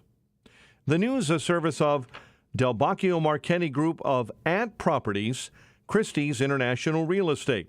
Experts in the northwest suburbs and Chicago. You'll get the most value for your home. 708-828-0000. A check of traffic and weather on the way next on AM 560. Dennis Prager explains what the left is all about. Remember, everything the left touches, it destroys. Not most things. Everything, and destroys. That's all it does. It builds nothing other than state power. It builds nothing. Liberals build, conservatives build, and the left destroys. The Dennis Prager Show. Weekdays at 11, right before Charlie Kirk at 1 on AM 560. The Answer. If you're an experienced homeowner who's outlived their assets or can no longer afford to pay your parents' housing and medical expenses, you need to call Team Hochberg about a reverse mortgage. Tammy, 73, retired, Social Security income $2,100 a month, living in a $300,000 River Grove home she owned free and clear. Tammy's real estate taxes doubled and had no way of paying off her credit card debt totaling over $90,000. Team Hochberg helped Tammy secure a reverse mortgage, pay her real estate taxes, and over 60% of her credit card debt, which saved her almost 24 G's a year. Let's review. Team Hochberg helped Tammy secure a reverse mortgage to pay her real estate taxes, most of her debt, and increased her cash flow almost $2,000 a month. If you're interested in learning more about reverse mortgages, call Team Hochberg now at 855-563-2843 or visit our website 56david.com. 855-563-2843 or 56david.com. Lower.com, equal housing lender, NMLS 1124061. Let's see, if something costs less, but people are happier with it, that sounds like something to look into, and that is MediShare. Maybe you've heard switching to MediShare to pay for healthcare can save many families up to $500 a month, and that is huge. But it's also true that people are way more satisfied after making the switch, too. The member satisfaction rate for MediShare is double that of the typical health insurance plan. Double. MediShare works, too. It's been around for 30 years. Members have shared more than $5 billion of each other's bills. People love having telehealth and a huge nationwide PPO network. So, yeah, really, you can save a ton and like it better. Imagine being happy with how you're taking care of your health care. So if you're self-employed or part of the gig economy, or you just want a plan you're happy with, you can call right now. You'll get a price within 2 minutes. So see what you can save. This is a very, very smart use of 2 minutes. Here's the number you need. Call 877-64-BIBLE. That's 877-64-BIBLE. 877-64-BIBLE. Relief Factor, pain relief that's natural, pain relief that works, and pain relief that attacks the source of the pain. That's the experience of tens of thousands of Americans who are taking Relief Factor right now. See their incredible video endorsements at relieffactor.com and then order your 3-week quick starter pack for just $19.95. That's less than $1 a day. Find out if it can work for you like it works for me by ordering your 3-week quick starter pack today. relieffactor.com, relieffactor.com. Be the next success story. Jessica, this is the happiest day of my life. Right up there with the day I bought my RV and insured it with Progressive. Man, I love that thing. There are a million fish in the sea, which I'm reminded of every time I bring my RV to the lake, but I vow to love and cherish you just as much as I cherish campsites with full electric and water hookups. I'm so sorry. Protect your beloved with an RV policy from Progressive. Take as little as 4 minutes to see what you could save at Progressive.com. Progressive Casualty Insurance Company and Affiliates. 7:08, let's get an update on the roads. Team Hochberg Traffic Center time. 30 minutes in on the Edens ride, Lake Cook Road to the junction. The Kennedy already at an hour 18 from O'Hare into the Burns Circle interchange. Stevenson in 1 hour from 355 into DuSable Lakeshore Drive. Dan Ryan, 2295th into the Burn Circle interchange. Chicago's Morning Answer continues next. AM 560 Weather Center forecast with Steve Williams. Lots of sunshine, a warm day. High today 72, becoming cloudy tonight, low 49. For tomorrow, periods of rain, thunderstorm, breezy day, high 65. Clouds and breezy, showers on Wednesday, high at 67. I'm Steve Williams on AM 560, The Answer. 49 at O'Hare, 52 at Midway. Your next news update, 7:30. Chicago's Morning Answer continues next on AM 560, The Answer. Now, from the Signature Bank Studios. This is Chicago's Morning Answer with Dan Proft and Amy Jacobson on AM 560, The Answer.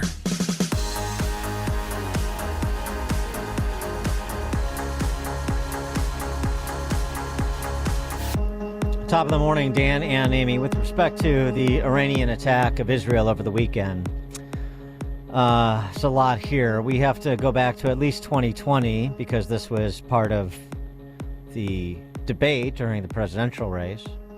And if you don't recall, now you will.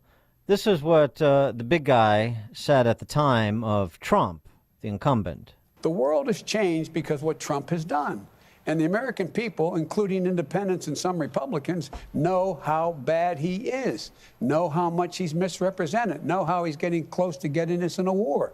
I said, as the walls close in on this man, I'm worried he's going to get us to war in Iran. Unfortunately, I may have been right. The fact of the matter is there's a lot at stake in this election. Right.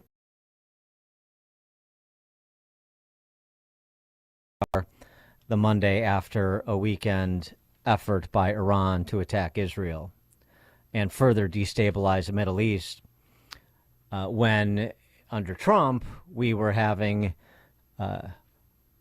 signing sessions, PR fetes, where Israel was signing accords with Arab majority nations, the Abraham Accords, for sort of mutual peace, cooperation, and coexistence. So that was 2020. And then for the last year and a half, depending on the exact vagaries of things in the Middle East, we were getting this rap from the big guy, from animatronic Anthony Blinken, and from Lloyd Austin. Moment. Don't. I have one word. Don't. To any actor, state or non-state, trying to take advantage of this crisis to attack Israel. Don't. We have just one word. Don't. Yeah. So effective. I'm scared, Dan. I'm shaking in my boots. A vaudeville act. Tola was too. No one in Tehran was shaking in their boots, clearly. And they weren't impressed with Jake from State Department, who is a diplomat in the same way that Jake from State Farm is an insurance salesman, when he said this in September of last year. The Iranian attacks against U.S. forces have stopped. Our presence in Iraq is stable. I emphasize for now because all of that can change. And the Middle East region is quieter today than it has been in 2 decades.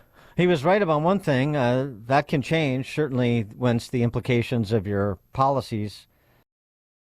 It did change. Things are stable in Iraq. It's funny. That's one of the territories from which Iran launched their strikes over the weekend. 300 drones and missiles from its own territory, as well as Iraq, Lebanon, and Yemen. So that's sort of the run-up to this weekend. Now what happened this weekend? It becomes, why would the big guy, apparently on a call to Bibi, say, do not retaliate, take the win? Right. If Iran is weaker, don't you want to go after your opponent when he is in a weakened state? Yeah, urging Israel to exercise restraint. Yeah, well, that's what they do. That's what they keep saying. Restraint. Restraint in the face of evil. Biden had to come back early from the beach in Delaware, too. Sit in the Situation Room. Animatronic Anthony Blinken said the following, unironically, on Meet the Press about Iran and their resources.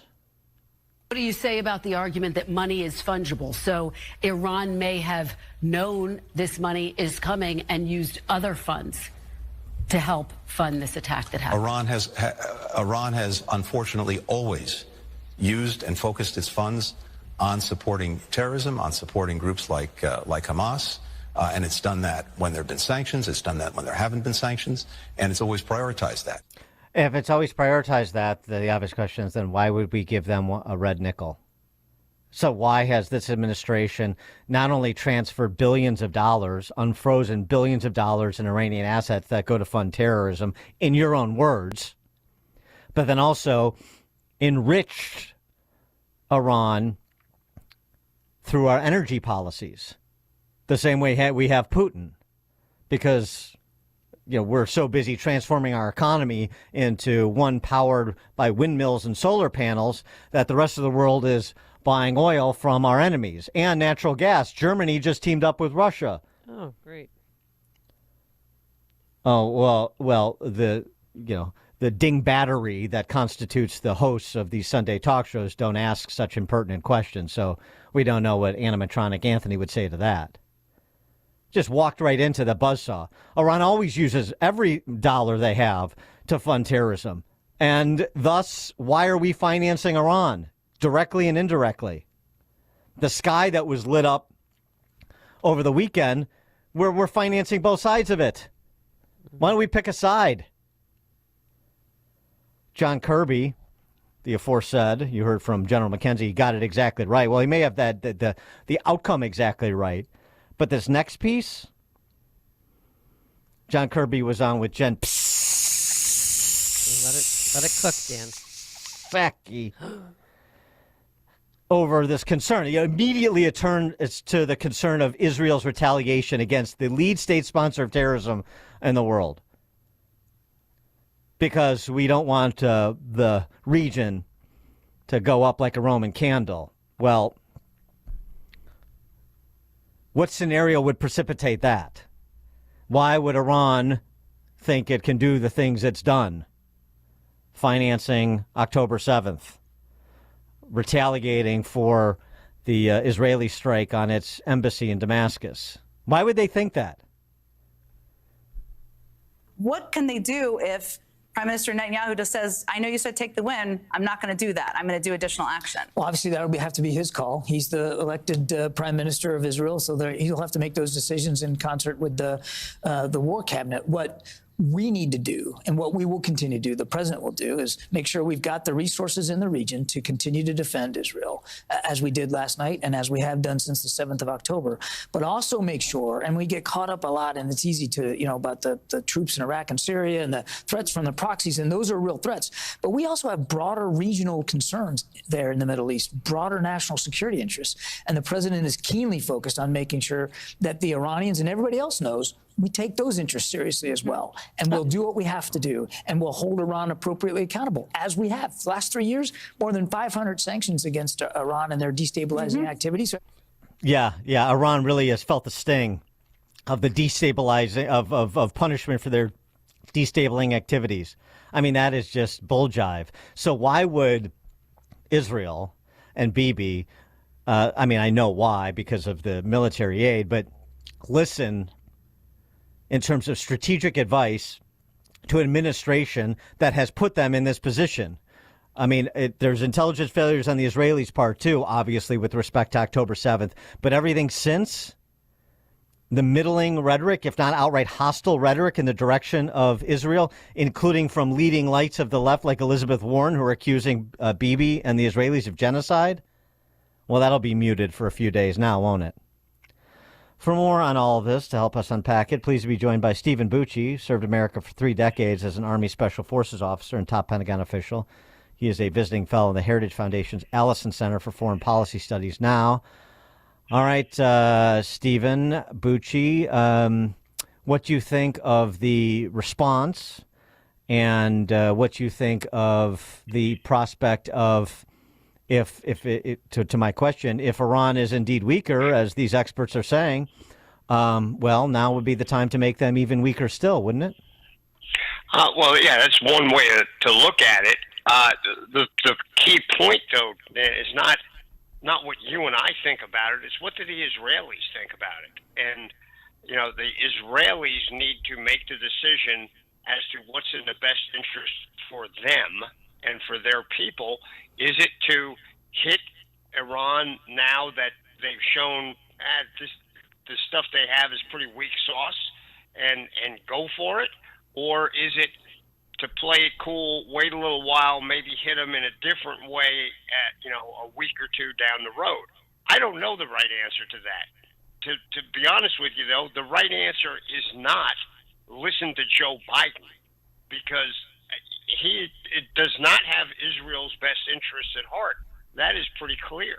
He has his best political interests at heart, he thinks, by supporting the folks who are vilifying Israel, because he's worried about getting a few more votes in Michigan and a few other places in the country.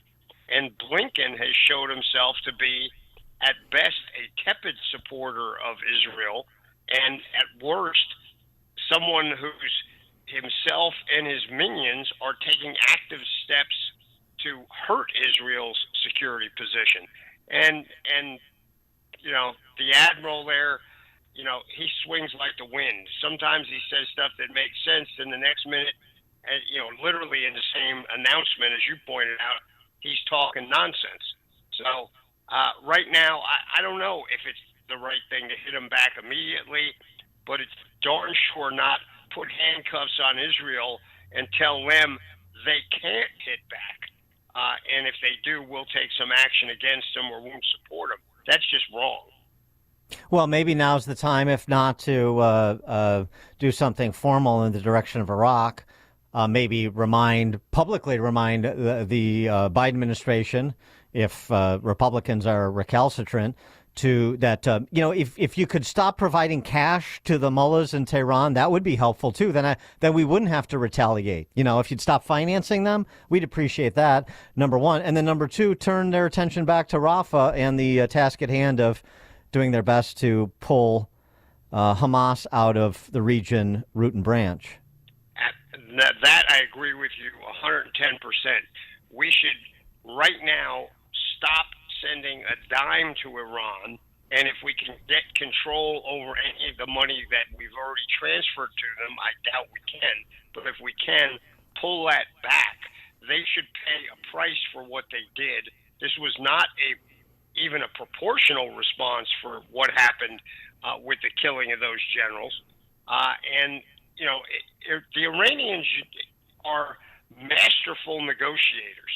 Now, I agree with General McKenzie that this was not a deliberately low-ball response. They sent things that took a long time to get there. All the people that are trying to twist the facts into pretzels to make it seem like Iran is being reasonable here are wrong. General McKenzie's analysis, I think, is spot on.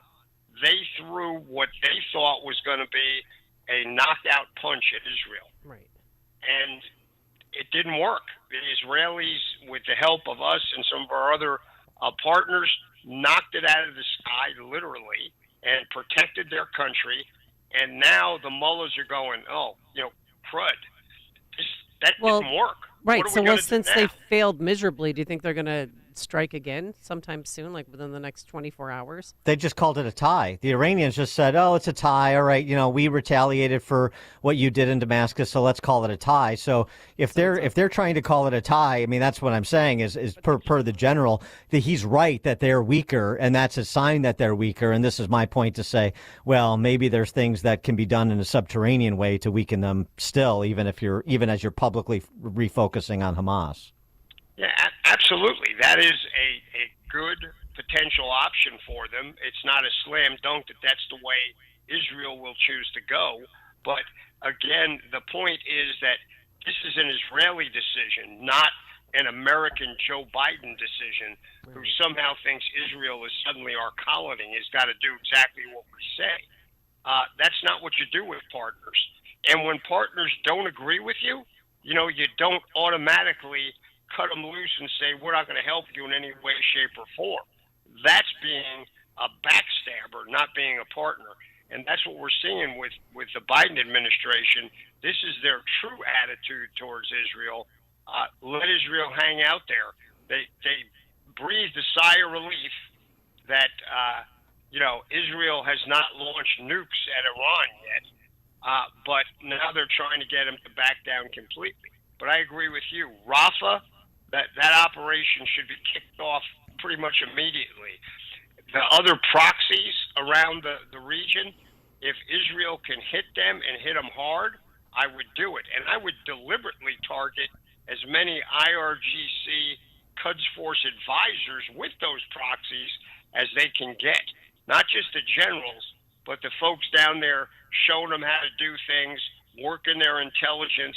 If they know the installations where those folks are operating, smack them hard right now. I want to get your reaction to something else, turning our attention to Ukraine, because apparently Speaker Johnson is going to move an aid package this week that would both be to Israel and Ukraine's benefit.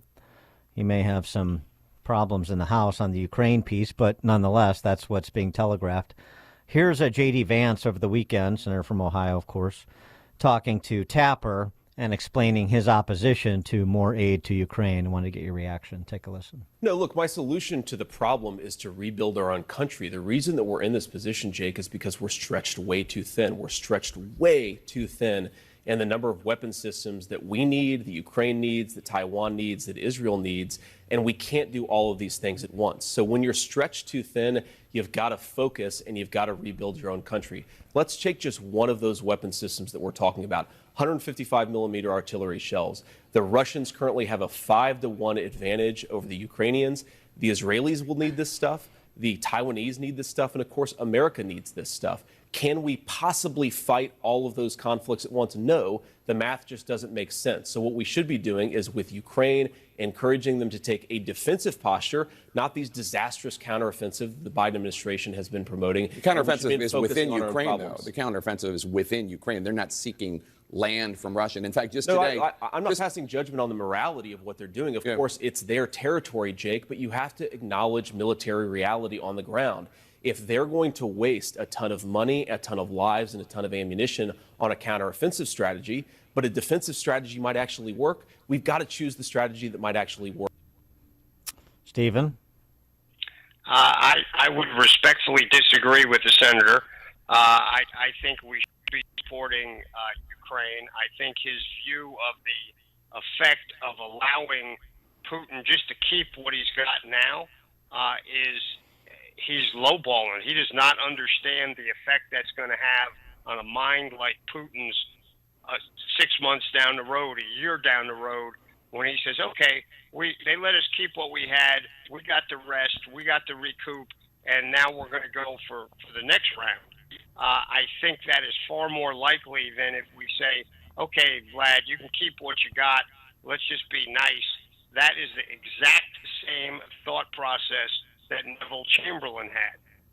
And he thought, oh, we just give them, the Sudetenland, we give them a little bit of Czechoslovakia, it'll be fine. That's all he really wants. And I don't think J.D. Vance thinks he's a Neville Chamberlain type personality, but he needs to understand he is using exactly the same logic there. I think we could upgrade our production of certain systems. 155 rounds would be a good one to do right now. I'm not sure the Biden administration is ready to do that, but we are going to get in a tight spot here, and we need to probably upgun that production right now. Stephen Bucci served America for 3 decades as an Army Special Forces officer and top Pentagon official. He is a visiting fellow in the Heritage Foundation's Allison Center for Foreign Policy Studies at present. Stephen, thank you as always. Appreciate it. It's my pleasure. Thank you for having me. Thank you. And he joined us on our turnkey.pro answer line. You're listening to Chicago's Morning Answer with Dan Proft and Amy Jacobson on AM 560. The Answer. This is Dennis Prager. Now you can listen to my show when it's convenient for you and without censorship from big tech. Become a member of the ultimate online community for all things Prager. It's Pragertopia Unlimited. Listen to the show on demand when it's easiest for you. This includes every radio show, every segment, and every guest over the last 10 years, and it's commercial free. You can even share your favorite segments with your friends. Plus, you'll get the same email from Alan Estrin that I receive every night about the most important issues to read about. Pragertopia Unlimited members can also listen to every program, lecture, and course that is in the Prager store. Thousands of hours. You can even listen to all my Torah teachings for free. Share my passion for free speech. Join today and save 25% off the first year and get a free Pragertopia coffee mug. It's all things Prager. Pragertopia Unlimited. Go to Pragertopia.com or click the banner at DennisPrager.com. Oh, the signs of spring are upon us. Birds are singing, crocuses are popping up, and your concrete is sinking. Permaseal can help with that. I'm Roy Spencer with Permaseal. As you start your spring cleaning, you'll likely see some cracked or sunken concrete, a sidewalk, stoop, driveway, or your patio. These problems will only get worse with time, but there is an easy solution. Our polylevel system can raise and level concrete quickly and effectively, putting an end to eyesores and dangerous trip hazards. Call today for a free estimate, 800-421-SEAL. Polylevel is the quickest, least expensive, and most durable system to repair your sunken concrete problems. Don't live with a problem that will only get worse. Permaseal has been making Chicagoland and Northwest Indiana homes healthier and more valuable for over 45 years. Call today to receive 10% off or up to 18 months no-interest financing. Don't replace it, raise it. Call 800-421-7325 or visit permaseal.net. AM 560, The Answer. All right, coming up on Chicago's Morning Answer. We'll talk law and order locally and federally with Cornell Law Professor William Jacobson of legalinsurrection.com at 7:37. No relation. But now let's head into the newsroom. Here's Mike Scott. 7:32, sunshine and 50 degrees. The hush money trial of former President Donald Trump begins today with jury selection. A singular moment for American history as the first criminal trial of a former U.S. commander-in-chief. New Hampshire Governor Chris Sununu tells ABC's This Week he doesn't believe the trial will have an impact on the campaign. At the end of the day, they want that culture change of the Republican Party. And if we have to have Trump as the standard bearer, and the voters decided that's what they wanted, not what I wanted, but what the Republican voters wanted, if he's going to be the standard bearer of that, we'll take it if we have to. We're following breaking news this morning out of Washington, D.C., where the FBI has confirmed they're conducting a criminal investigation into the deadly collapse of Baltimore's Francis Scott Key Bridge. It's really focused on circumstances, the FBI says, leading up to the crash and whether all federal laws were followed. World leaders are urging Israel not to retaliate after Iran launched an attack involving hundreds of drones, ballistic missiles, and cruise missiles. British Foreign Secretary David Cameron telling the BBC this morning the UK does not support a retaliatory strike. Fox's Trey Yingst has the very latest from Tel Aviv. Today, President Biden is set to meet with Iraqi Prime Minister Mohammed al-Sudani. The pair likely to discuss this Iranian attack against Israel over the weekend that included hundreds of drones and missiles. And it does come as President Biden reportedly told Israeli Prime Minister Benjamin Netanyahu that the United States will not participate in or even support a counterstrike against Iran. Israel's war cabinet is meeting here at the Kiryat in Tel Aviv, Israel's version of the Pentagon, to come up with their response. We understand, according to Israeli media, that there are key disagreements within this cabinet about the scope and timing of such a counterattack. Israeli and American fighter jets were able to shoot down the majority of these projectiles. They intercepted them outside of Israeli airspace. Today is tax day, and if you haven't already filed, the IRS has a direct file pilot program only available to taxpayers in 12 states as a test to see how quickly things can actually get done. Mayor Brandon Johnson will ask the City Council Budget Committee today for $70 million more to help care for many migrants who crossed the border illegally and were sent to Chicago. A concealed carry license holder exchanged gunfire with a suspect outside the Greyhound bus station this morning. It happened around 2:30 a.m. in the 500 block of South Jefferson. The man charged with killing 4 and injuring 7 others in an alleged 20-minute attack in Rockford will be arraigned today. Christian Soto has been behind bars until his arraignment. And 11 people were shot, including a 9-year-old girl who was killed in what Chicago police believe was gang-related violence on the city's south side. Unofficially, 8 were killed and 42 were wounded in violence tied to gangs on the south and west sides over the weekend. Cubs earn a win over Seattle 3-2. Knicks over the Bulls in overtime 120-119. The playoffs for both teams next. Reds beat the White Sox 11-4. Scotty Scheffler, your Masters winner. The news a service of Crosscom Public Adjusters. If your home or business has an insurance claim, Crosscom will help you get what you need and have coming to you. They've helped thousands. CrosscomPublicAdjusters.com. A check of traffic and weather on the way next on AM 560. Brandon Tatum doesn't see hope in the next generation. Maybe other generations were doing this. I find it more apparent in young people. They're unequipped for success in America. They do not know how to multitask. They do not know how to think on the go. They're unequipped. And I think it's the lack of fathers, the lack of leadership and mentorship. The Officer Tatum Show, weeknights at 8, right before Sean Hannity at 10 on AM 560. The Answer. Tune in to Protecting Your Assets with Steve Shyman. Plan ahead for the dangerous situation so that they don't affect you and you can weather the storm and just sail right over it. Call Steve for your own free consultation today at 833-945-7283, 833-945-7283, and be sure to tune in to Protecting Your Assets with Steve Shyman Saturday mornings at 8 a.m. right here on AM 560, The Answer. Balance of Nature's fruits and veggies supplements, changing the world one life at a time. I'm Dr. Michael Strasberg. I'm a dentist, and I've been taking Balance of Nature now for several years. In my practice, we talk to patients about their health, their nutrition, because the healthier you are, the healthier your mouth is. With Balance of Nature, I felt a noticeable difference. I felt better.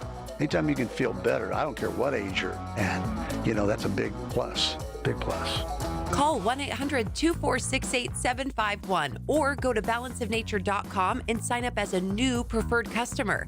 And for a limited time, get 35% off your first order, plus $10 off any additional sets with free shipping and our money-back guarantee. Go to balanceofnature.com or call 1-800-246-8751 and get this special offer by using discount code Chicago. Oil investments involve a high degree of risk and actual results may vary. Oil and natural gas keep going up as the Russia conflict escalates. Get in on the next major oil boom now and help the U.S. with your patriotic investment that can potentially pay you monthly income for up to 20 or more years.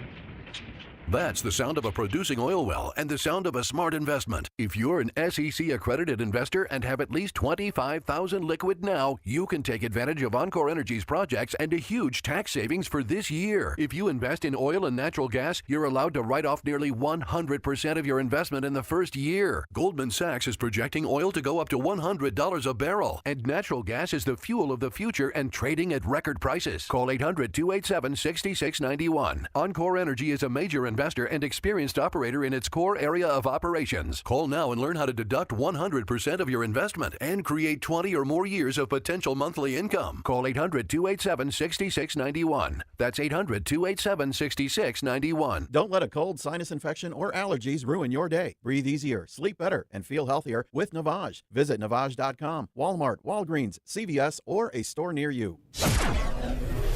7:39, a check of the roads. Team Hochberg Traffic Center time. One major trouble spot. Tri-State Tollway northbound between 87th and 75th. You're all gummed up due to an accident blocking two right-hand lanes.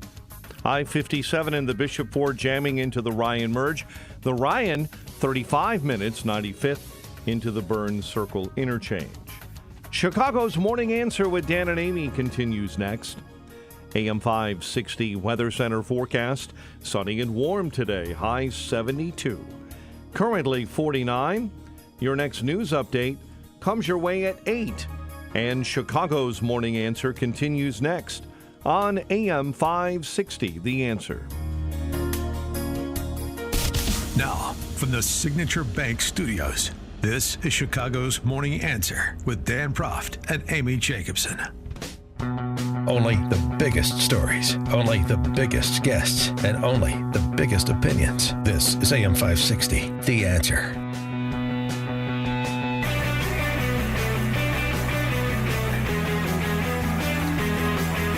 Top of the morning, Dan and Amy. I want to go back to this this guy, Rizvi. He is the member of the Chicago Anti-War Committee that was doing a train-the-trainer exercise at Chicago Teamsters HQ over the weekend in advance of the DNC and other nefarious, hysterical, shrill protests or worse that may be planned by these individuals. This is teaching those in attendance, fully N95'd up, of course. Right. To say to so they to say in Farsi, "Death to America, death to Israel." So they're on key when they take it to college campuses, to Lakeshore Drive, to your local Starbucks. So I'm going to teach you a chant in Persian that you can use if you ever encounter those Zionist freaks, whether they be Iranian or whatever. All right. Now I don't drink margaritas, but we all know what a margarita is. We all know what a bar is. So you're going to say, Marg Bar. Marg Bar. Marg Bar Israel. Marg Bar Israel. Marg Bar Israel. Marg Bar Israel. Marg Bar Israel. Marg Bar Israel. Thank you. What does that mean? What does it mean? What am I chanting? I'm an idiot. Oh, so it has two meanings depending on who's asking. It can mean death to or down with. So can we get a Marg Bar America? We can get a Marg Bar America. Yes, we can. Marg Bar America. Marg Bar America. Marg Bar America. Marg Bar America. Thank you. It's important for a number of counts. I mean, first and foremost, that you have this, mob mentality with such enthusiasm for anti-Semitism as well as hatred of America. Secondly, that you have people that if you talk to the rank and file, not of those apparatchiks, but of the Teamsters, they would probably, to a man and woman, distance themselves from that training session that took place at their dues-financed headquarters. And so, how do you get rank and file Teamsters and other members of the trades? Forget the public sector unions, teachers, AFSCME, SEIU, they're lost. The trades, which Teamsters is sort of kind of trade. It's a little bit different. They need to be reached on this too, and they need to see what their resources are being put to. Right. Because I don't think hatred of America or hatred of Jews is something that most Teamsters are signed up for. Well, why would they even let that? It's like letting the fox into the hen house. Why would they even do it? Because of who's in charge of those unions these days. Okay. Got a lot of text messages saying, what union, what locals was this? Where did it take place? I assume, I don't know. It was just reported by the Free Press, Barry Weiss's outfit, that it was the Teamsters HQ in Chicago. I don't know if that was like Joint Council 25 headquarters or where exactly, but probably if it was Chicago proper. Call your union rep and just ask them where was this taking place. Yeah, well, stress exactly. if you're upset about it. I mean, text into the show. That's great, but do something about it. Get mad as hell and call somebody. Call your union rep. Call the Teamsters headquarters and just say, this is not what we stand for. I don't want my dues going to this. And what the hell's going on? I'm sure a BA would be able to get to a bottom of it if a Teamsters BA was properly motivated. For more on this and other matters, law and order, we're pleased to be joined by Professor William Jacobson, clinical professor of law and director of the Securities Law Clinic at Cornell. He's also the founder of LegalInsurrection.com and president of the Legal Insurrection Foundation and the Equal Protection Project, too. Professor Jacobson, thanks for joining us. Appreciate it. Great to be on. I saw over at your site, LegalInsurrection.com, that you attended and spoke at a Cornell Unity rally. And I wonder if this is a rally where, American flag with the Israeli flag on stage and so forth. And just reading the account of it, seemed to be like rallying, like singing and being positive. Any death to Palestine, death to Palestinians type of chanting going on at that rally? No, not at all. And I think you've hit the nail on the head. That's the difference between the pro-Israel protesters and the quote-unquote pro-Palestine protesters. Is we were chanting for peace, we were urging reconciliation, we were acknowledging the rights of the Jewish people in the ancestral homeland of the Jews, and we were calling for unity in this country. This was a unity rally, not just for Jews, not just for Israel, but for the United States as well. Whereas when you go to the quote-unquote pro-Palestinian rallies, they're chanting for death. They want violence. They want intifadas. They want to ethnically cleanse Israel from the river to the sea. And I think that the clips you were just playing and what you were talking about is a very good example of what I've been warning about for years, is that the anti-Israel protesters are also the anti-American protesters. There's a reason why they're teaching people to chant the Iranian mullah phrase, death to America, death to Israel. This is a really dangerous movement in this country, and people need to wake up to it. Just a point of order. We got a text that Teamsters headquarters. Oh, yes. It's a local 786 on South Ashland. The president, Eddie Rizzo. So maybe some Teamsters would want to direct their inquiries to the top there. Right. So President Rizzo. Don't have practice sessions again there at that location. Well, or they can, and you can, I guess, explain your position. But it's always good to put people in the position of having to explain themselves, because then we understand where everybody stands, don't we now?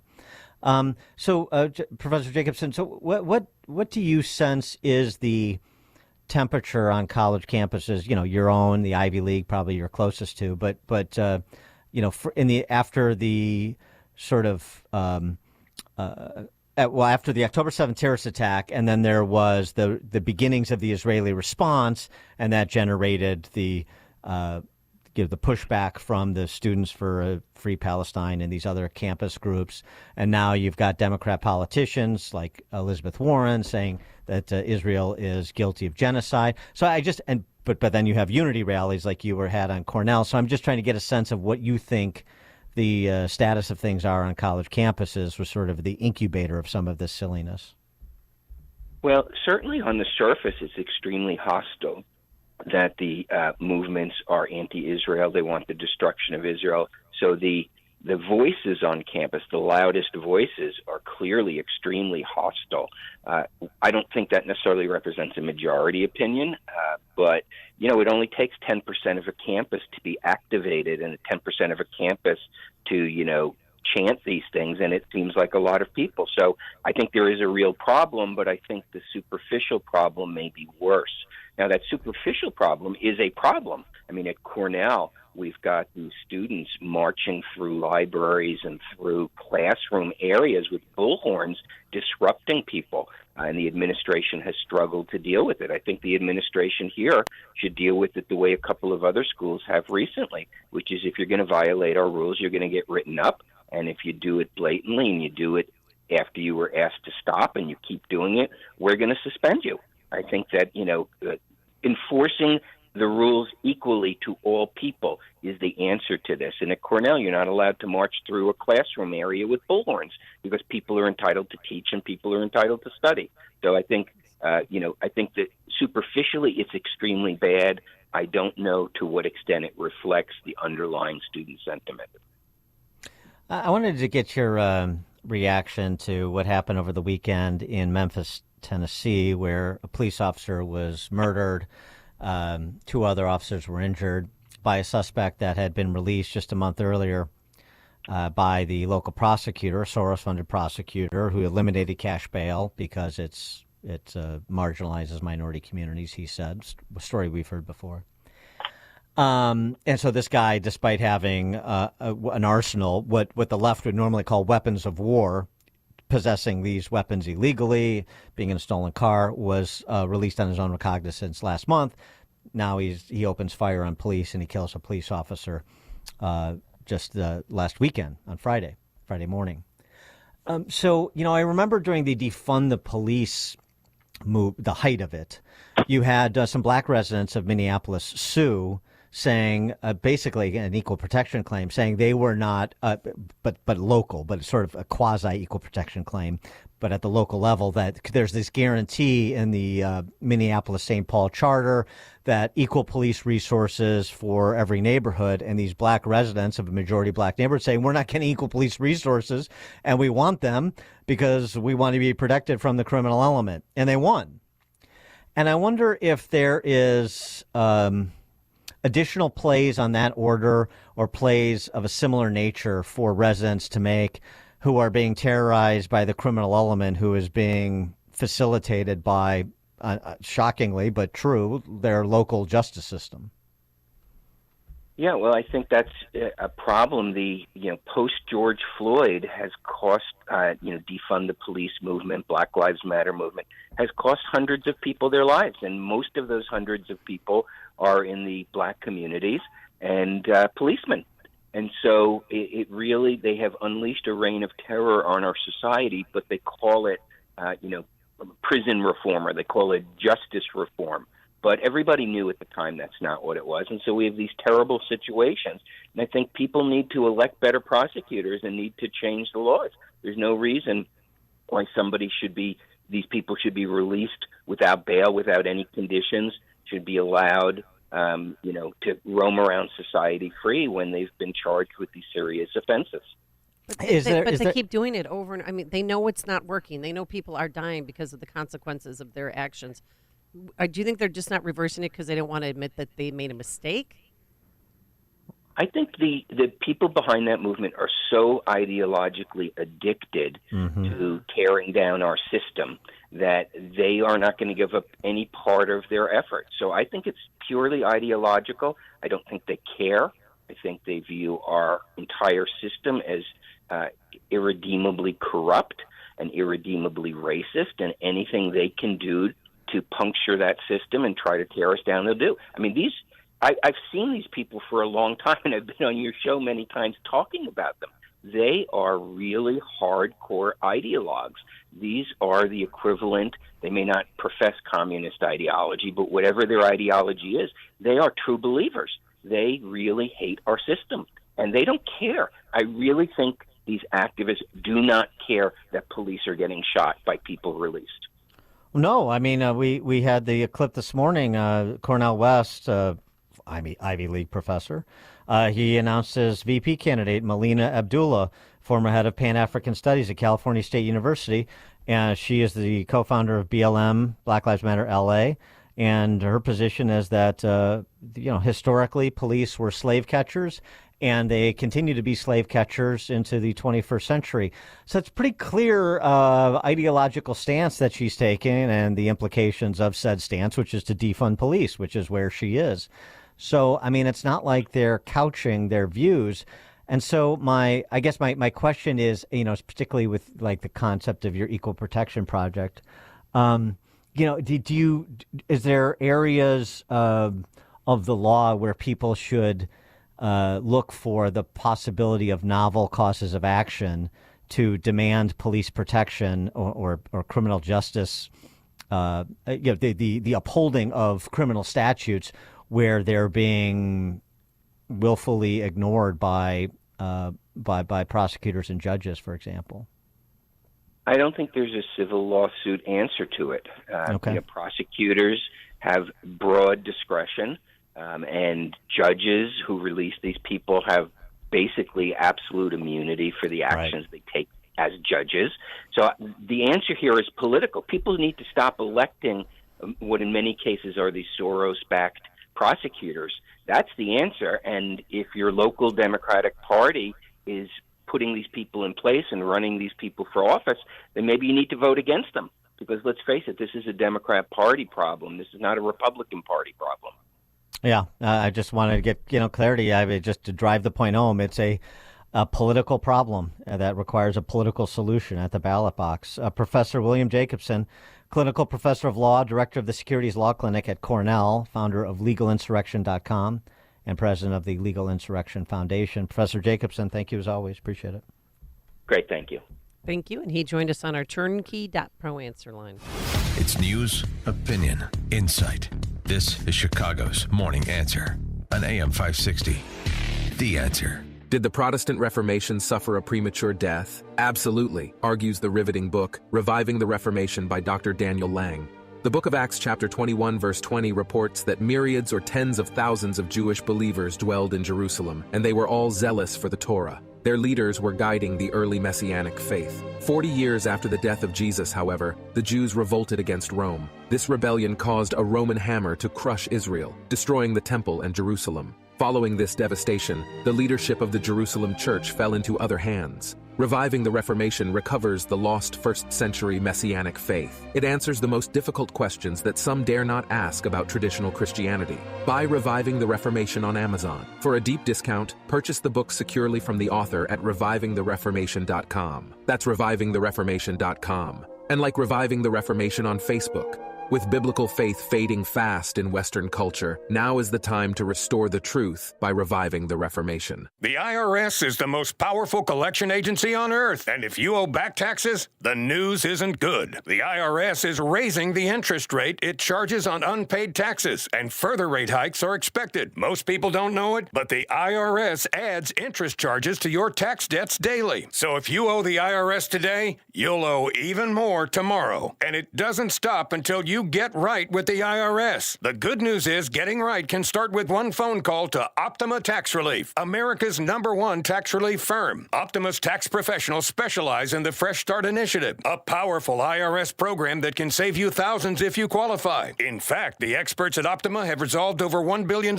in tax debt for their clients. Call now for a free consultation. Call 800-965-1433. 800-965-1433. 800-965-1433.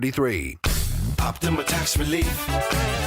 Some restrictions apply. For complete details, please visit OptimaTaxRelief.com. Hi, I'm Henry Winkler. My eyes are very important to me. My eyes connect me with everything I love. I loved my late father-in-law dearly. He always lit up a room, but his vision dimmed with age. He had age-related macular degeneration, or AMD. And since partnering with Apellis, I've learned there's an advanced form of dry AMD called geographic atrophy, or GA. His struggle with vision loss made me want to help others know about GA's warning signs. For some, colors appear dull or washed out. For others, hazy or blurred vision make it hard to see details, like fine print on price tags. Many have trouble seeing in the dark, making driving at night difficult. GA gets worse over time and cannot be reversed. If you think you have GA, don't wait. Treatments are available. Ask a retina specialist about FDA-approved treatments for GA and go to GAWon'tWait.com. Chicagoland certified financial planning professional Tim Stearns discusses taxes in retirement. Most people are paying more in taxes and keeping less of their money to live and do what they enjoy. That's why we've put out the retirement tax bill calculator online. You can see with your own eyes just how much you might be overpaying. It's a valuable tool, $500 value, but we made it free for you to view and run your own numbers at MVPCFP.com. That's MVPCFP.com. To run your retirement tax bill calculator, go to MVPCFP.com. Investment advisory services offered through Cornerstone Securities, LLC. AM 560, The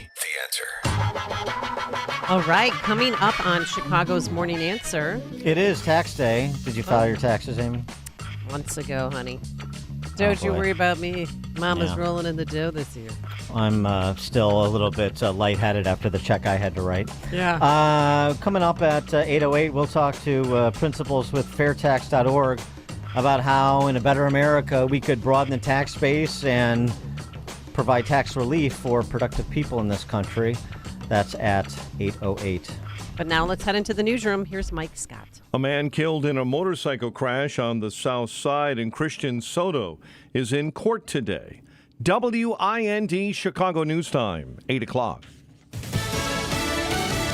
Former President Trump is just about arriving at court in New York City. I'm Dave Anthony, Fox News, for what he calls a rigged trial, the first one in his 4 criminal cases. Firing off numerous Truth Social rants, writing Democrats are cheating in the 2024 election with bogus legal cases, forcing him to sit in court instead of campaign. This morning, hundreds of Manhattanites have been called for jury selection. Fox's Eric Shawn outside the courthouse. Mr. Trump is charged with 34 counts of falsifying business records, for hiding $130,000 in payments during the presidential race in 2016, and for allegedly covering up his affair with porn star Stormy Daniels.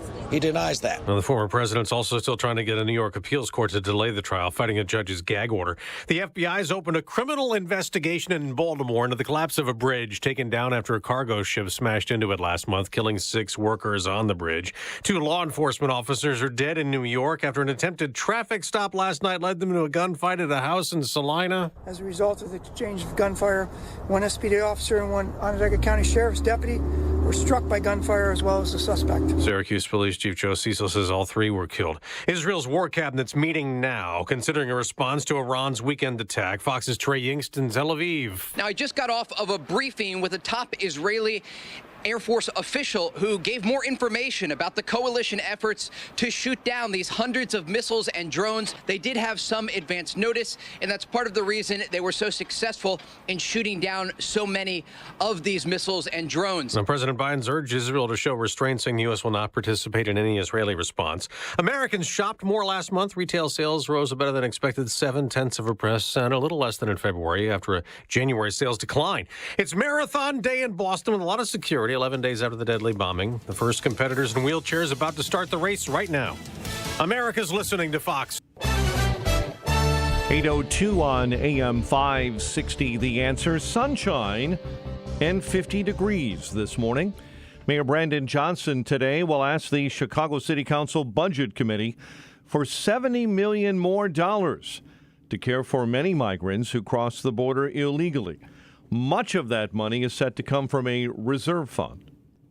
A concealed carry license holder exchanged gunfire with a suspect outside the Greyhound bus station downtown this morning. It happened around 2:30 a.m. The man is a concealed carry license holder who took out a handgun and returned fire after someone inside a car opened fire near the station. 11 people were shot, including a 9-year-old girl killed in what Chicago police believe was gang-related violence on the city's south side. This was not a random act of violence. It was likely gang-related. Regardless of the motivation for this incident, 3 innocent children were struck tonight, and one of them tragically succumbed to her wounds. The victims were standing outside of a family gathering when gunfire erupted Saturday. At first, I thought it was fireworks, man, but when I saw my daughter laying down on the floor with a bullet in the head, I realized it wasn't the fireworks. I tried helping her, but it was too late. She had passed away. Father of the victim, Jose Molina.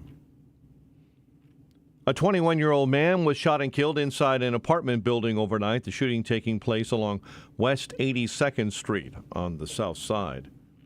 And a woman is dead and several others, including her family members, injured after a shuttle bus crashes into a group of pedestrians in Honolulu. The bus, driven by a 57-year-old man, was dropping off customers at a cruise ship terminal.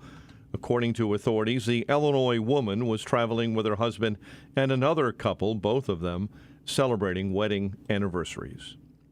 Cubs over the Mariners 3-2. Knicks beat the Bulls in overtime 120-119. The playoffs next for both teams.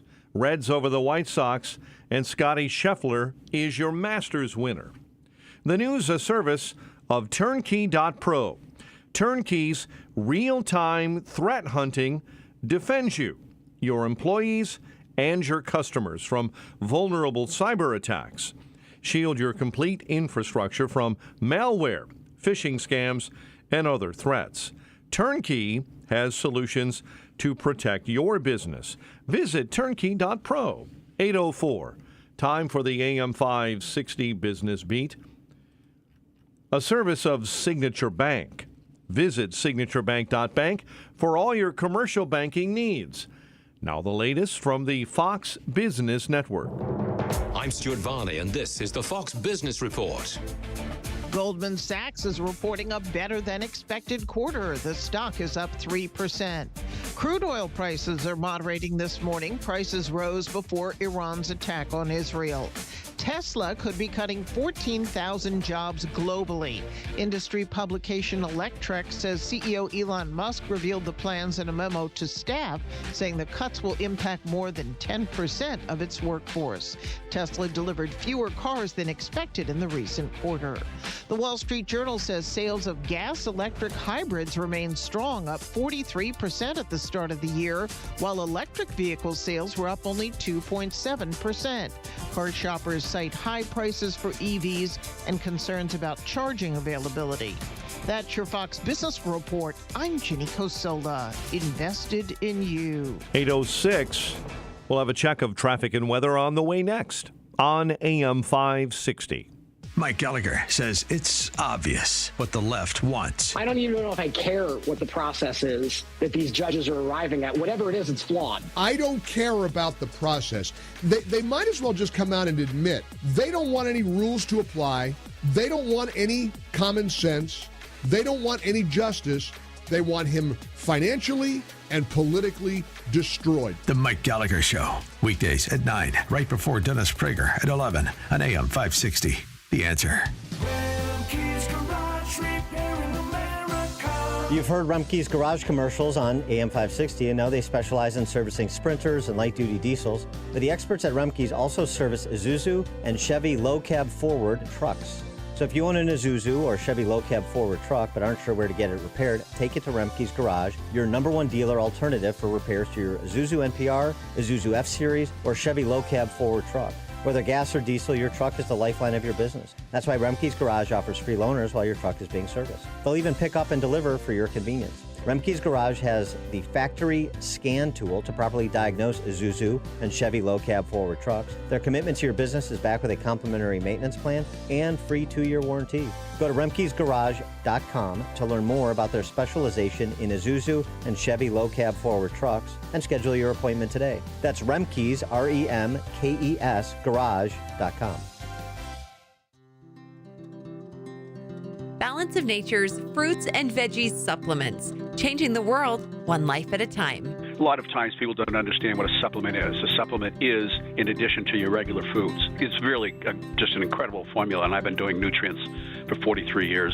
It has a tremendous effect on how I feel, my well-being. I love the way it gives me all my supplements for fruits and vegetables, which I take a lot of anyway. But I find that this gives me that supplement that I was missing before.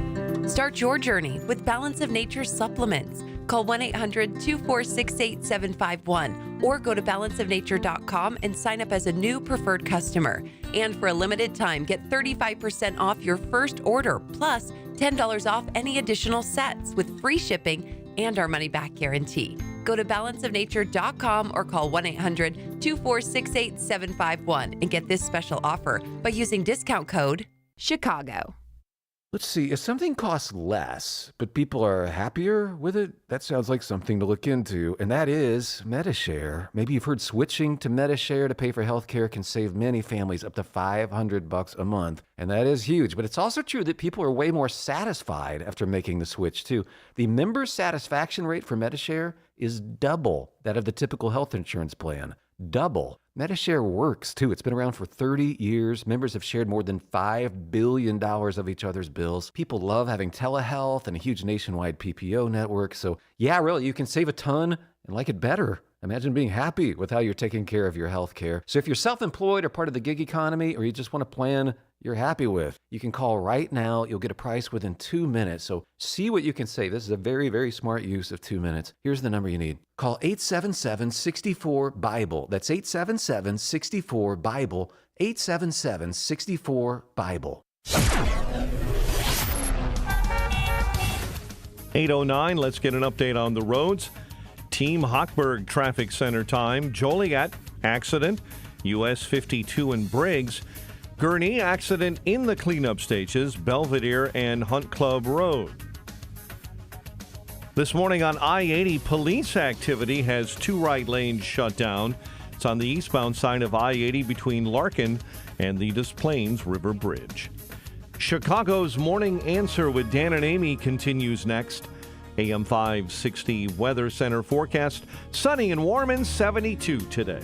49 at O'Hare. Your next news update, 8:30. Chicago's Morning Answer continues next on AM 560 The Answer. Now, from the Signature Bank Studios, this is Chicago's Morning Answer with Dan Proft and Amy Jacobson. This is Chicago's Morning Answer with Dan Proft and Amy Jacobson on AM 560. The Answer.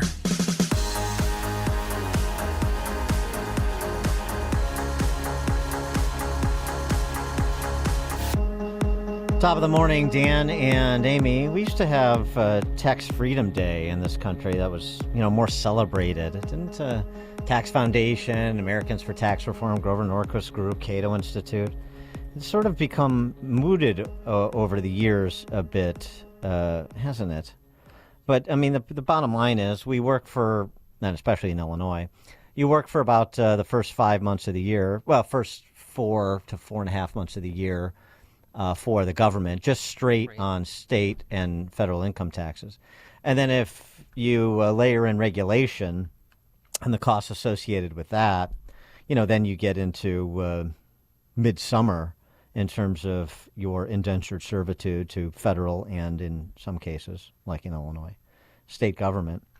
And the concept of tax reform, I know, of course, we had the Trump tax cuts and the SALT issue, state and local tax deductions, that issue. But, I mean, in terms of rethinking what we tax altogether, starting with first principles, you tax something, you get less of it. So do you want less work? Because that's what the income tax is. It's a tax on work. Do you want more work? Do you want more productivity? Do you want less productivity? It seems like an obvious question, which speaks to how strange it is that we tax work. You want more of that, but yet we tax it and you get less of it, which is why Albert Einstein famously said the most difficult thing in the world to understand is the income tax. So there has been this proposal for a fair tax out there for some time, and maybe now is the time to revisit it. Well, certainly in a presidential election year, with things like the House and Senate hanging in the balance, now is a time for big, bold ideas, isn't it? Well, maybe. We'll see. Stephen Hayes is chairman and president of fairtax.org. Chad Hagan is the founder of Hagan Capital Group and a member of the board of advisors at fairtax.org. And both of those gentlemen join us now. Stephen and Chad, thanks for being with us. Appreciate it. Well, Bob, it's our pleasure. Thank you for having us.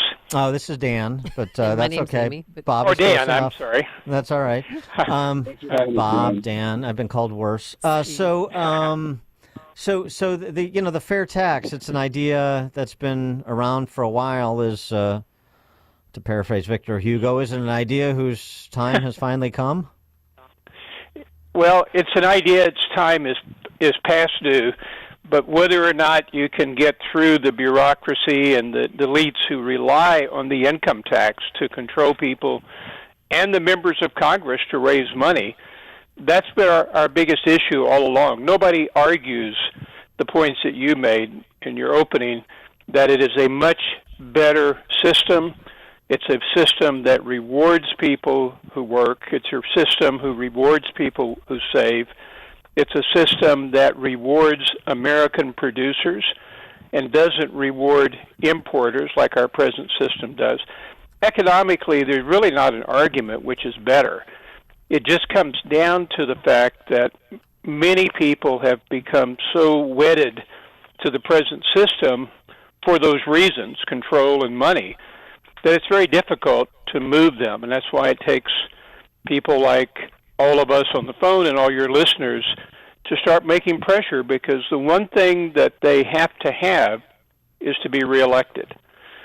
And that's where we really have the ability to force a change. Part of the problem is, just so we're talking here specifics, the fair tax is 23% national sales tax. Yes. And so, part of that, of course, is the sticker shock when somebody says, oh, my gosh, a 23% national sales tax, 23% sales tax, oh, my gosh, I'm going to get crushed when I go to the grocery store and at the gas pump and so on and so forth. And it's just difficult. I think the challenge is always helping people connect the dots to say, well, if we scrap the income tax system and we went to this, the net is going to be tax savings for you. And that's very true, because what is left out in most of the criticism is the fact that you get your whole paycheck. You do not have withholding of payroll taxes or income taxes, so you get all your money.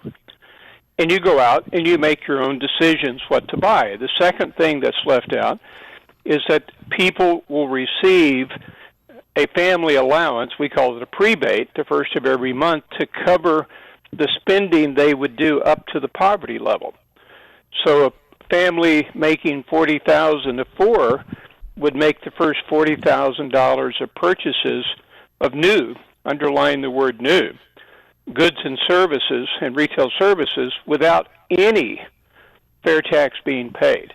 And contrast that with the present system where everyone's going to pay on that $40,000 the payroll tax. So you get more money in their hands and you give them the choice of how much tax they pay. Well, don't you think that'd be a hard sell for states that don't have a statewide sales tax, like Alaska, Delaware, Montana, New Hampshire, Oregon? I think it's a hard sell for bureaucrats, but it's not a hard sell for the states that are looking at this objectively. For example, Georgia, where Chad is from, is working very hard to eliminate the income tax and go to a version of the fair tax at the state level, because they want to be able to not punish lower income people while giving much more growth potential to the state. So I think that's really what a lot of states are looking at, because they're trying to lower property taxes, like in Nebraska, and in Texas they're trying to find other ways of doing funding.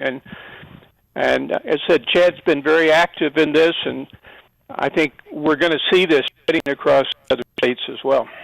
Well, in Illinois, we're increasing all of the taxes, sales tax, gas tax, property taxes, trying to increase the income tax. So, I mean, there are some states that go in completely the opposite direction, too. But, of course, those are the failed states. So in the states or with members of Congress that are receptive to this, some of probably the libertarian-oriented members of Congress, maybe a Rand Paul or a Thomas Massey or a Mike Lee or something. So, what are the stumbling blocks for them that are supportive, those legislators that are supportive, state or federal, that such that they don't carry water for this? They're not more vociferous about this. They don't want to make this a centerpiece of their policy agenda. Because it gets so attacked when they take that position, particularly in an election year, that it takes up so much of the air to try to defend it and explain it that a lot of these people are waiting and hoping for a president to pick up and carry the banner. And I think that's really what it's going to take, is someone who has that ability to get airtime and who's willing to get out in front on it and start broadcasting it. And then you're going to find many of these people who've been quiet, even though they openly support getting rid of the income tax. I mean, you got a choice. And you brought it up very eloquently. Do you want the IRS and do you want to have to file income tax returns? Are you really going to defend that system that hurts America? Or are you going to look at options that would actually help all of us and give us control again of how much federal tax we pay? Well, and it's such an egalitarian argument, right, for those that want to play class envy politics on the left.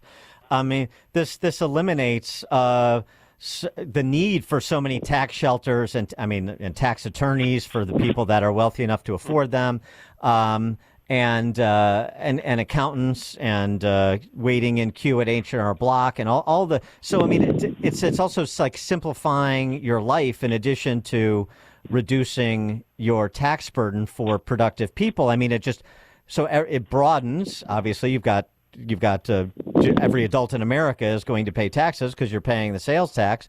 So it's more egalitarian in that sense. It's easier, and it doesn't sort of advantage the system to the wealthy who are able to manipulate the Rube Goldberg-like tax laws to their benefit. Absolutely. And Chad, I think, can comment on that because he very much is handling investments and works with a lot of these people that are plagued with the system. Chad, do you want to comment? Yeah, I mean, I don't know if you recall Leona Helmsley from Manhattan, but she had that famous comment that said only the little people pay taxes. Right. The super wealthy do not pay their fair share of taxes. And as far as the consumption tax goes, the federal government already has a form of consumption tax on a few situations in the form of a federal excise tax, and that's on gas, airline tickets, alcohol, and cigarettes. Right. I mean, so but I mean, it's sort of like it strikes me the fair taxes very much suffers from the infirmities of the politics surrounding Social Security reform and putting it as an option for private retirement accounts. Remember how that got blown up under George W. Bush, even just the prospect of having a discussion about it, because people, I don't know. I mean, the politicians are so good at scaring people about having more autonomy. It's like, oh my God, me in charge of my own things? Yeah, I have a 401k, I have a trading account. But no, not my Social Security. I can't be put in charge of that. Let's leave that to the politicians. I mean, it's so strange, but I don't know. They've been able to psychologically manipulate the electorate effectively. Well, Dan, they have. But this and income tax is so confusing as is. It's so confusing for a lot of people as is that they've been manipulated to think, oh no, we can't have any more reform because that'll just tax us more. And a lot of the powers that we're fighting in D.C. are so ingrained in the income tax system as is. It's heavily weaponized. And so that's a lot of the uphill battle that we face, is kind of fighting those systems that are already in place to replace them with a consumption tax. Yeah, you'd almost have to have a constitutional amendment prohibiting an income tax, because, I mean, I would be concerned too. Sure, we're going to get a 23% national sales tax, and then here come the politicians back to reimpose the income tax after they've made this deal. You know, you get temporary tax relief here, and the permanent spending is going to necessitate new and exciting taxes down the road. Well, and that's true. But one thing, back to your point on Social Security, if you went to the fair tax, you would have taken away the funding problems for Social Security, because instead of relying on a very much decreasing number of workers per retiree, you're spreading it all across the country. Everybody is a consumer. Everybody is contributing to the Social Security payments. So you suddenly make Social Security and Medicare solvent going forward. And that is a huge point that I think is going to come when people start looking at the idea that in 10 years they may see a 10, 15, 20% decrease in Social Security benefits. Yeah, it's too simple. It has too many attributes for it to be contemplated by the political ruling class. Yes, exactly. We will adopt this as a last resort only. Stephen Hayes, chairman and president of fairtax.org. Chad Hagen, founder of Hagen Capital Group and member of the board of advisors at fairtax.org. Thank you for joining us, gentlemen. Appreciate it. Thanks, Dan and Amy. Thanks for having us. Thank you. And they both joined us on our turnkey.pro answer line. The stories you need to know to start your day. This is Chicago's Morning Answer on AM 560. The Answer. Hi, this is Randy Donnelly from Donnelly Auctions in Union, Illinois, with my current want list for upcoming auctions. Guns and military items are always at the top of my list, but I have buyers for vintage automobiles and motorcycles, old gas pumps and automotive signs. Do you have pinball machines and coin-operated games like slot machines, jukeboxes? How about Coke machines and soda machines? Also, neon signs, antique phonographs and music boxes, old toys, especially science fiction and Star Wars. Cowboy and Native American collections like barbershop, ice cream parlor, and saloon items. We'll take one item or an entire collection. We sell it all. Call me before you sell your items outright because you could be leaving a fortune on the table. And you won't know until you call me at 815-923-7000 or send me an email at DonnellyAuctions.com. My job is to get you top dollar for your collections, so call me at 815-923-7000. I'm Randy Donnelly, and I'll see you at the auction. Oh no, is this real? What is it? Someone or something is taking over my computer. Wait, same thing on my computer. Is the network down? Look, there's a message asking for ransom money. What? Yeah, it says, we have encrypted all of your company data and you have to pay us to get it back. What do we do? Cyber attacks are real and more common than you may think, especially on small businesses. Is your company protected? At Turnkey, we don't pay ransoms because our customers are completely protected and backed up. Is your company covered? No matter what your company does, Turnkey has the solutions to protect your business with cutting-edge IT, real-time threat hunting, with help desk and network support. Turnkey keeps cyber criminals at bay for a reasonable cost. What's your company's data worth? Visit turnkey.pro. That's turnkey.pro. All right, I'll be here before you know it. The end of the school year, which means next year we're going to send your son or daughter. You have to get on this. And our friends at Half Price Schools want you to know that you can pay for a full year of tuition for half the normal price. That's why they're called Half Price Schools.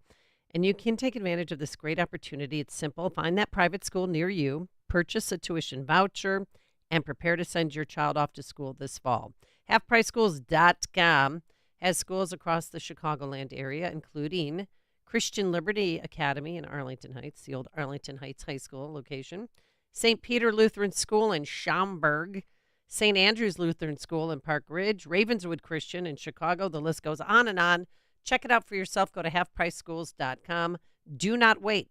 halfpriceschools.com. Nowadays, $20 barely gets you a burger and fries or maybe a quarter tank of gas, right? You know what it'll take to get you through? How about this? $20 a month, you'll get unlimited talk, text, and plenty of 5G data from my sponsor and my cell phone company, Pure Talk. You'll get the same quality of service as AT&T, Verizon, or T-Mobile, but for about half the cost. The average family of four saves nearly $1,000 a year, all with no contracts and no activation fees. You can bring your phone or get great deals on the latest iPhones and Androids. Make the switch today and save an additional 50% off your first month. Choose a wireless company who shares our values, who supports our military, our veterans, who creates American jobs, and who refuses to advertise on the fake news networks. Instead, they support us. Dial pound 250 from your phone, and when prompted, say the keyword Mike Gallagher and make the switch to Pure Talk so you can actually afford that burger and fries. Dial pound 250 and say the keyword Mike Gallagher and switch to Pure Talk.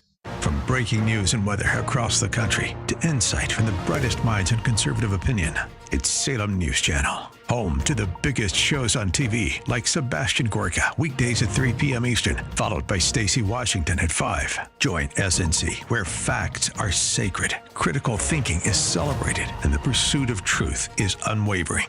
Watch Salem News Channel free now on Zumo Play. Learn more at snc.tv/Zumo. Fellas, there's a lot of people talking about testosterone, but do your homework and go to a provider that you can trust. I recommend my friends at Low T Center. It's where I get my levels checked the past several years. At Low T Center, they make it quick and easy. You walk in and take a simple blood test, and you'll get your results back in about 25 minutes. If you've been feeling tired, grumpy, have noticed weight gain and loss of muscle mass, you may have low T levels. Go to lowtcenter.com to book your appointment online. That's lowtcenter.com. Tell them Dan Prof sent you when you do. Low T Center, reinventing men's healthcare.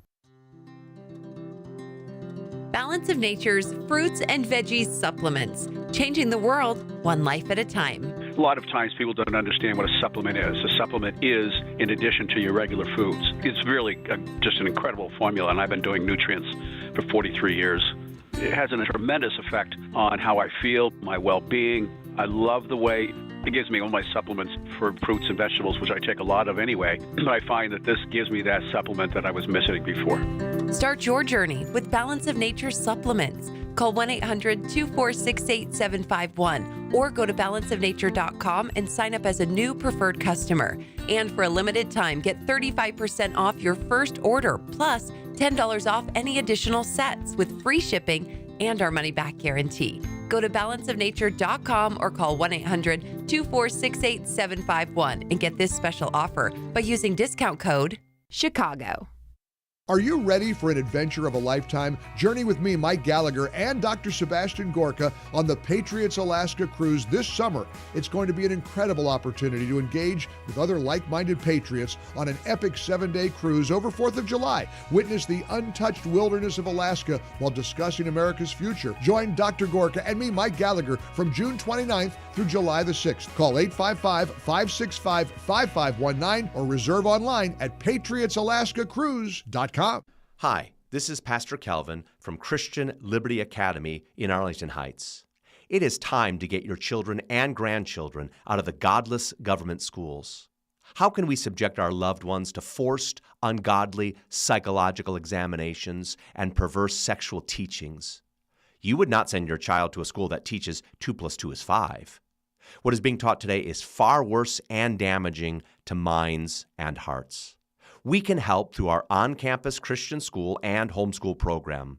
For over 55 years, we have operated a Christian school now in Arlington Heights, and we have served hundreds of thousands of families across our nation and foreign countries through our homeschool program, Christian Liberty Homeschools.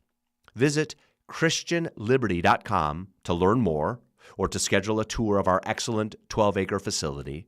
Take action today. Visit ChristianLiberty.com, ChristianLiberty.com. AM 560, The Answer. All right, coming up on Chicago's Morning Answer. Former Chicago Police Superintendent Eddie Johnson, 838. But now let's head into that newsroom. Here's Mike Scott. Dan and Amy at 8:31, 50 degrees and sunshine this morning. Police say a man has just been arrested after a bishop and 3 churchgoers were stabbed in Sydney, Australia. Now, you may recall Australians are still in shock after a lone assailant stabbed 6 people to death in a busy Sydney shopping mall on Saturday. More than a dozen others were wounded. There's increased security in Manhattan as the trial involving former President Donald Trump and alleged hush money payments gets underway. This morning on Fox, Alabama Senator Katie Britt. I think that the more the media can talk about this, which we're going to see them do, then the less they have to talk about what a disaster this country is under Joe Biden. They know people want Donald Trump back in the White House, and they absolutely cannot stand it. Trump is accused of making hush money payments ahead of the 2016 presidential election. Trump has said he plans to testify.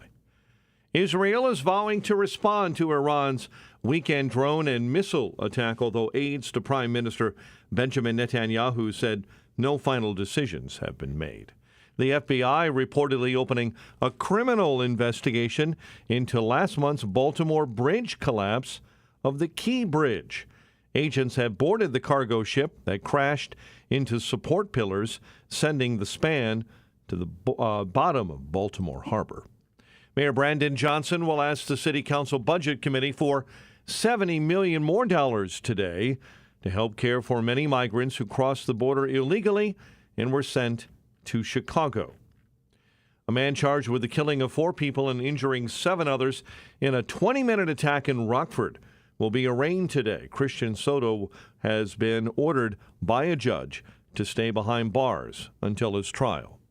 11 people were shot, including a 9-year-old girl who was killed in what Chicago police believe was gang-related violence on the city's south side.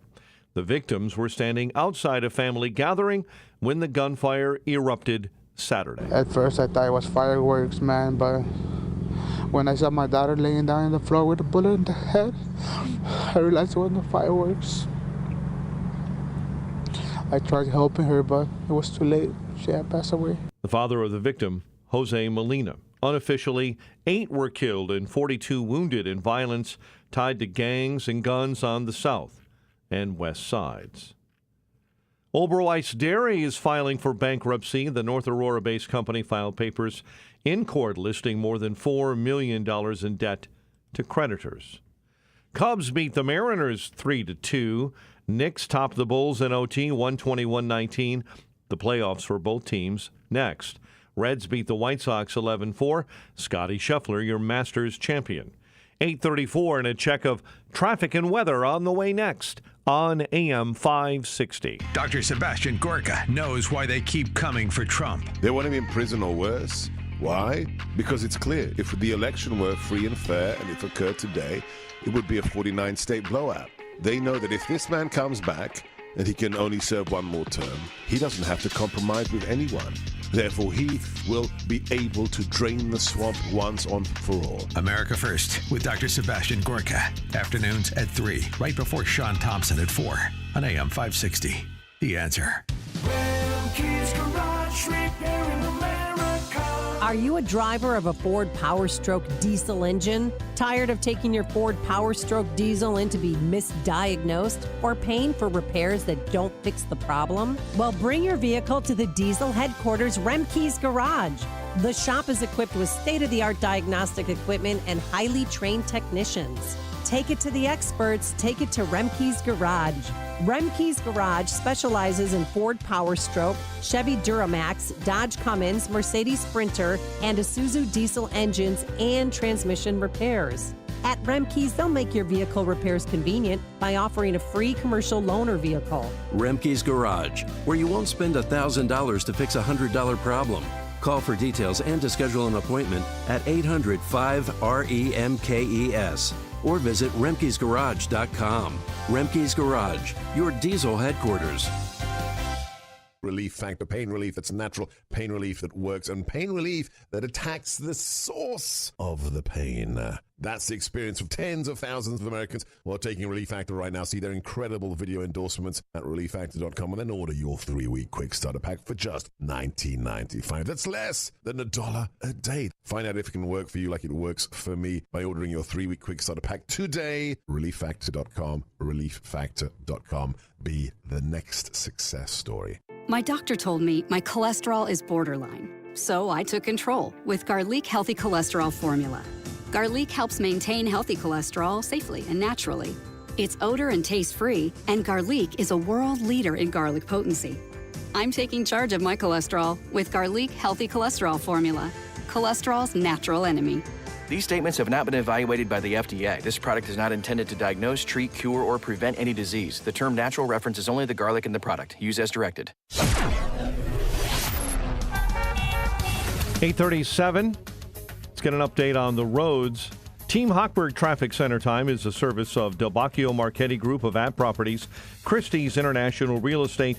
With over $800 million in sales, you'll get the most value for your home. 708-828-0000. We'll start on the Kennedy, an hour 17 from O'Hare to the Burns Circle interchange.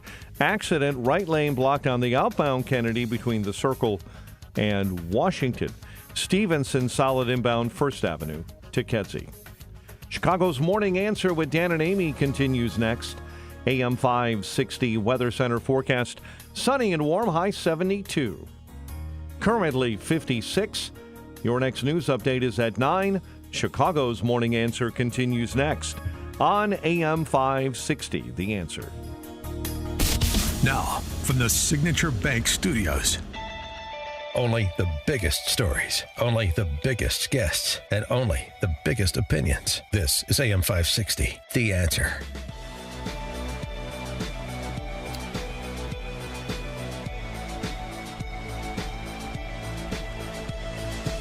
Top of the morning, Dan and Amy.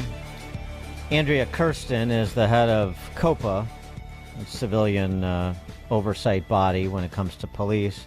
And she's taken full advantage of her little star turn with the national attention being paid to the fallout from the Dexter Reed police-involved shooting after the body cam videos from police officers involved were released last week.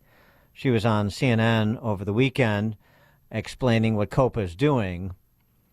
It's very interesting since COPA seemed to have drawn an immediate conclusion about the police when the memo was made public that called for them to be stripped of their police power, something that we talked with former top assistant Cook County State's Attorney Bob Milan about last week, and he said that was wholly inappropriate. Here's Andrea Kirsten on CNN. All I can really assure the public is that, again, the totality of the circumstances, including officers' actions and Dexter Reed's actions that led to this use of deadly force and led to this fatal shooting and an officer being shot, are all of what we will be examining as our investigation continues.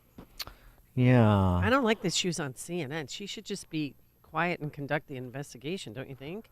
Well, yeah, but now we're reserving judgment. We're conducting this investigation, but you already led with strip them of their police powers. Right.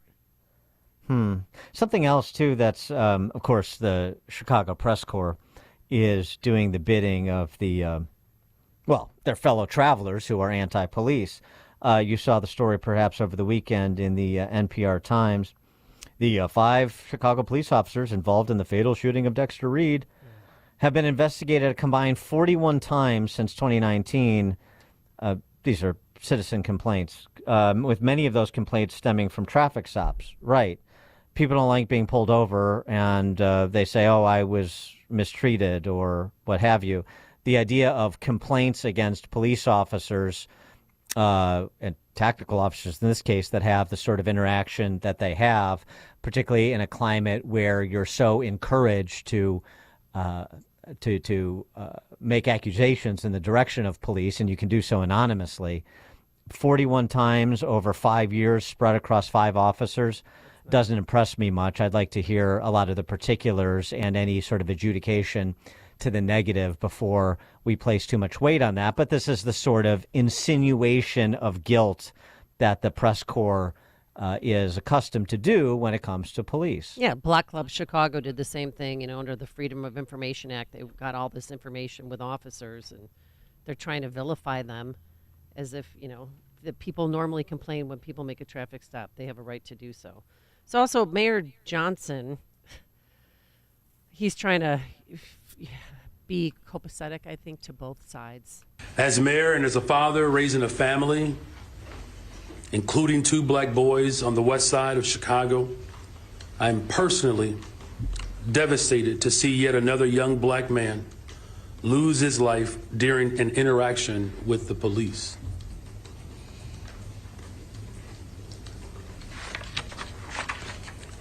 My heart breaks for the family of Dexter Reed. But he didn't mention that the black man tried to kill police by shooting 11 rounds at them.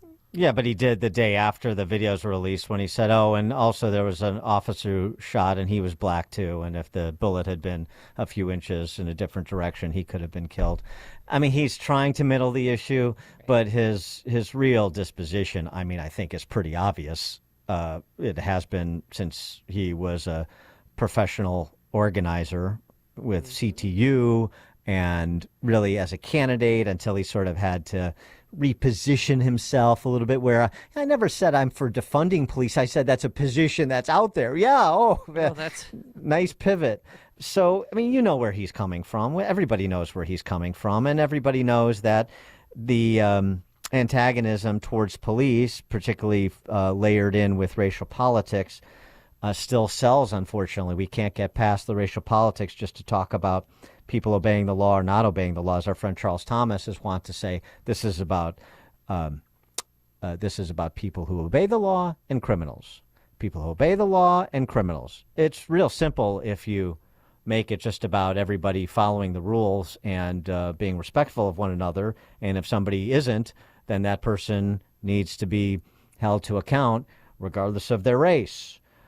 But we can't make it that simple in Chicago, can we now? For more on this, we're pleased to be joined by former Chicago Police Superintendent Eddie Johnson. Eddie Johnson, thanks for joining us again. Appreciate it. Hi, Dan and Amy. Thanks for having me this morning. So, what's your reaction to what you've seen transpire over the last week since those body cam videos were released? Let me say this. I had to deal with these same issues when I was superintendent, and I think what people are missing with this particular situation, because I've had a lot of people ask me, how does a guy get killed for not wearing a seatbelt? Well, the truth of it is, he didn't get killed for not wearing a seatbelt. He got killed because he fired at the police and actually shot one of them. So that needs to be said right up front. The circumstances regarding the traffic stop, who knows how that actually went down? That's why you have an investigation. But I tell you what I don't like is people commenting on it, because the integrity of the investigation is critical. And you don't want to sway it either way at this point. And that's why the superintendent won't comment on him, and I don't blame him. And to be totally honest, COPA shouldn't be, chiming in on it. They released what they released, and that should be the end of it. They should not be talking about the investigation while it's ongoing, because what happens is that tends to sway opinion about it. And as we know in Chicago, we have a lot of opinion out there, and it typically falls along racial lines, unfortunately. And that's sad, because at the end of the day, this is a tragic event. It was. There was some loss of life, with an interaction with the police. And trust me when I tell you, you feel bad for the family because they still loved him, and we get that. But you also have to understand those 5 police officers have to deal with this the rest of their lives also, and trust me when I tell you, they didn't come to work that morning thinking, they were going to get into a shooting with someone, fire 96 rounds, and someone lose their life. But here's the bottom line. If you fire and shoot at the police, rest assured they're going to shoot back, and they're going to continue shooting until they reasonably think the threat is neutralized. And it's easy, after these incidents to sit back and look at the video and say what we think about it. But while you're in that situation, there's a lot of stress involved in that. And I've been in shootings myself, and it's not fun, so I just don't like the commentary about it at this point while the investigation is going on. Do you think COPA should have sent that letter to Superintendent Snelling where COPA seems to be focused on that one tactical officer who they said fired more than a dozen shots, and including the 3 final shots as Reed laid motionless on the ground? Well, I think, that's pretty standard when you have police-involved shootings. I got those letters all the time also, and I never made a decision on things like that. It had to be really egregious for me to relieve police officers prior to the investigation being complete. Now, sometimes you might, so I don't have a big issue with them actually sending the letter. But I think at this point, they shouldn't be commenting on whether or not, they shouldn't be commenting publicly on whether or not those officers should be relieved of their police powers. They sent the letter, and let's leave it at that. Wouldn't you like, I understand what you were saying, too, and we've said the same thing about families grieving, and the family, in this case, the Reed family grieving, and you want to give them wide berth to grieve however they need to grieve because they lost a loved one, even if he was flawed and he did some things wrong. But, in this moment, wouldn't you just once like to hear somebody say, it's terrible what happened to my son, and I don't wish this on anybody else. And one of the things that we have to recognize is that whatever the police did, my son was wrong to, in this case, open fire on police. And I hope message to other young people out there, whatever happens on the street, this is why we have courts of law. My son was wrong. Maybe he shouldn't have been pulled over. Then investigation will determine that. But he was wrong to open fire on police. Don't do that. Don't waste your life. You know what, Dan? I was having a conversation yesterday about that exact thing. And, yeah, it would be nice. I understand people are grieving, because they lost a loved one. And I also understand, the financial ramifications with something like this. But the bottom line is this. I tell young folks, especially young black guys, if the police stop you and you think you're violated, then your remedy and relief is filing a complaint or filing a lawsuit, and you get your remedy through court. But you don't have the right to just defy them and not comply. Let's face it, and I hate to put it this bluntly, but it's the truth. Had we had compliance in this incident as well as some of the other ones, we wouldn't even be talking about it. And the fact that he fired first at the police, let's not skirt that issue. That's what ultimately caused this shootout, not the seatbelt. So it is a little aggravating for, police, law enforcement in general when this type of thing happens. But, you're very rarely going to see a situation where people actually admit that the things that you just discussed. It would be refreshing to see that, but I understand that side of it also. However, like you said, it would be nice to hear that. Well, and unless somebody can say that, other than police or politicians or radio talk shows, until some people in the neighborhoods that are afflicted with endemic violent crime can say that, then you're going to see more of it. We saw it happen in Back of the Yards over the weekend, too, with that mass shooting that took the life of an 11-year-old girl. Until you want to talk about the people that are gaming the system, the people that are engendering the endemic violence, and say when something bad happens to somebody who has been on the wrong side of the law, and Dexter Reed was before March 21st, a couple times at least, we know, not to mention whatever family altercation occurred where he was shot by a family member. We don't have the details on. That's a little curious. But until some people are challenge members of the community, these so-called representatives of the community, whether they're men of the cloth or just sort of community activists, and they show up to be interviewed at every crime scene, until that happens, then you have you're just going to see more of it because you're excusing inexcusable behavior, and there's just not moral clarity on this issue. Yeah, you're hitting it right on the head. I agree. We tend to not want to hold people accountable. You want to hold the police accountable for everything they do, but the general public doesn't want to be held accountable.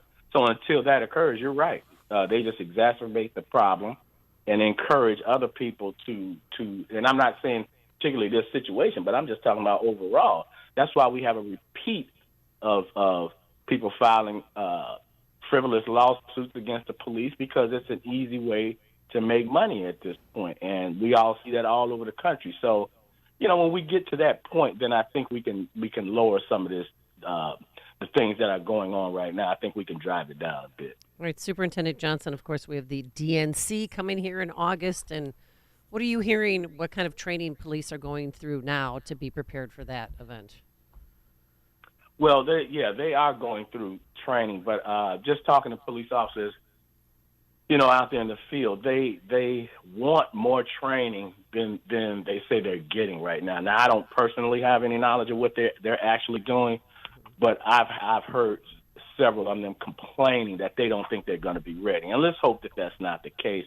I know the superintendent is doing everything he can, and one of the faults, I think, of leadership, you have to have the political will to back your police and give them the proper training and resources that they need. And that's why Rahm Emanuel and I were such good partners, because I tell you, he never wavered on, getting the equipment and resources that we needed. So hopefully they'll be ready. I know that they are, going down the path where they're getting these officers trained up. But, at that time we had 13,500. I think there's about 11,500 now.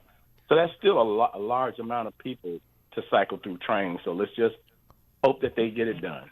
Well, yeah, and that was before the defund police movement reached its apex, and even though it's subsided somewhat, I mean, we have no car chases, then it went to no foot chases, now we're questioning traffic stops. Now some people, like Sheila Betty of Northwestern Law, are questioning the existence of tactical units themselves. She referred to them, and I can't say this enough, as hunters, and Dexter Reed was their prey. So in that environment, and I know you don't want to get involved in the politics of it, but you can't avoid it, given it's the Democrat National Committee, given that these professional agitators are all of the leftist variety. I don't know how it ends well if there's any sort of disruption, which seems to be in the planning stages right now from what we've seen at Teamsters halls around town and so forth. Yeah, listen, I've heard the rhetoric about tactical teams. Here's the situation. The uniform officers out there in patrol in the districts are really tied to that radio. So you do need a group of officers that can respond, independently of the radio. I think it's an easy point your finger type deal for a lot of people far to the left. But the reality of it is, in a big city like Chicago, you need tactical officers. You just can't operate in a city like this if all you have is uniform officers out there racing from call to call. It just doesn't work like that. And I know, a lot of people don't understand that, but that's just the reality of it. And then we have to understand, too, you got tactical teams in all the districts as well as some units. We hear about these things every so often. We have thousands of encounters every day in the city of Chicago with police officers. And you don't hear about a lot of negative things, such as what happened with the incident with Dexter Reed. So when you look at it in those terms, yeah, you're going to have some things, because believe me, Dan and Amy, policing is not easy. So sometimes you're going to have situations. Now, one thing that I liked about the consent decree is it was supposed to, and it was while I was there, but it's supposed to ensure that the Chicago Police Department gets the money, the resources, the training, and the equipment that they need to bring them into the 21st century. And from what I'm hearing right now, it's lagging behind. But that's one of the things that would help make the police department better. So the training, the money that you have to invest in them, you have to do that if you want them to be the best. If you want them to be the best, you got to treat them like the best. And it's as simple as that. Eddie Johnson, former Chicago Police Superintendent. Of course, Eddie, thank you as always for joining us. Appreciate your time. Not a problem. You guys have a great day. Oh, you too. Thank you so much. And he joined us on our turnkey.pro answer line. Listen to Dan and Amy on your smartphone. Download the AM 560 mobile app today at 560theanswer.com/mobile. Hey, business owners, are you wondering how to grow your business? Do you need cash flow and a ready source for financing? Well, Signature Bank can help. Hi, Mike Gallagher here to let you know that Signature Bank's loan decisions are made locally by a team who knows your name, cares about your business, and is invested in your success. When you need advice about your business or even have a question, Signature Bank is there to help. There are no handoffs or call centers. This is a team that wants to get to know you and your business. That's why Signature Bank in Chicago is my bank. That's right. I'm a customer. When I call, someone picks up the phone on the other end. And with Signature Bank, I can securely bank anywhere, anytime. Reach out to my friends at Signature Bank. Call 773-467-5630. That's 773-467-5630. Or visit them online at signaturebank.bank. Signaturebank.bank. Your business could be Signature Bank's next success story. Member FDIC, Equal Housing Lender. Support our police and hire the police to personally protect you. You've watched the news. Rising crime has been affecting our everyday lives in Illinois more and more these days. Blue Star Security can protect you, your business, or your place of worship. Blue Star Security is the only security company in Chicago with over 900 off-duty police officers, all W-2 employees. I'm Jeffrey Salvetti, Vice President of Blue Star Security and a 15-year law enforcement veteran. The Blue Star team is made up of over 900 state-certified active and retired law enforcement professionals. We serve businesses and private organizations with supply chain and special event security, and also protect our loved ones at places of worship and schools all across the Chicagoland area. Blue Star Security's technology allows mobilization of off-duty officers quickly and efficiently. Our primary mission is to provide unparalleled protective services for each assignment with integrity while maintaining our commitment to community service in the Chicagoland area. Visit online to schedule a free security consultation at bluestarsecuryllc.com. That's bluestarsecuryllc.com. Balance of Nature's fruits and veggies supplements, changing the world one life at a time. A lot of times people don't understand what a supplement is. A supplement is in addition to your regular foods. It's really just an incredible formula, and I've been doing nutrients for 43 years. It has a tremendous effect on how I feel, my well-being. I love the way it gives me all my supplements for fruits and vegetables, which I take a lot of anyway. But I find that this gives me that supplement that I was missing before. Start your journey with Balance of Nature supplements. Call 1-800-246-8751 or go to balanceofnature.com and sign up as a new preferred customer. And for a limited time, get 35% off your first order, plus $10 off any additional sets with free shipping and our money-back guarantee. Go to balanceofnature.com or call 1-800-246-8751 and get this special offer by using discount code CHICAGO. AM 560, The Answer. All right, real quickly, we started off the show talking about Scotty Scheffler, how he said he'd leave the Masters if his wife went into labor, which thank God it didn't happen. And we were talking about births, and I have an update. So when Quinn McCarthy's mom went into labor and she started breaching as they were taking her into the hospital, and she had to give birth to him in a janitor's closet at Illinois Masonic. His dad was not in the room, Dan. His dad was filling out paperwork at the front desk. So he and having a cigar. Yeah. Okay. Thanks so much for making us part of your morning. It is now 9 a.m. WIND Chicago. This is a Fox News alert.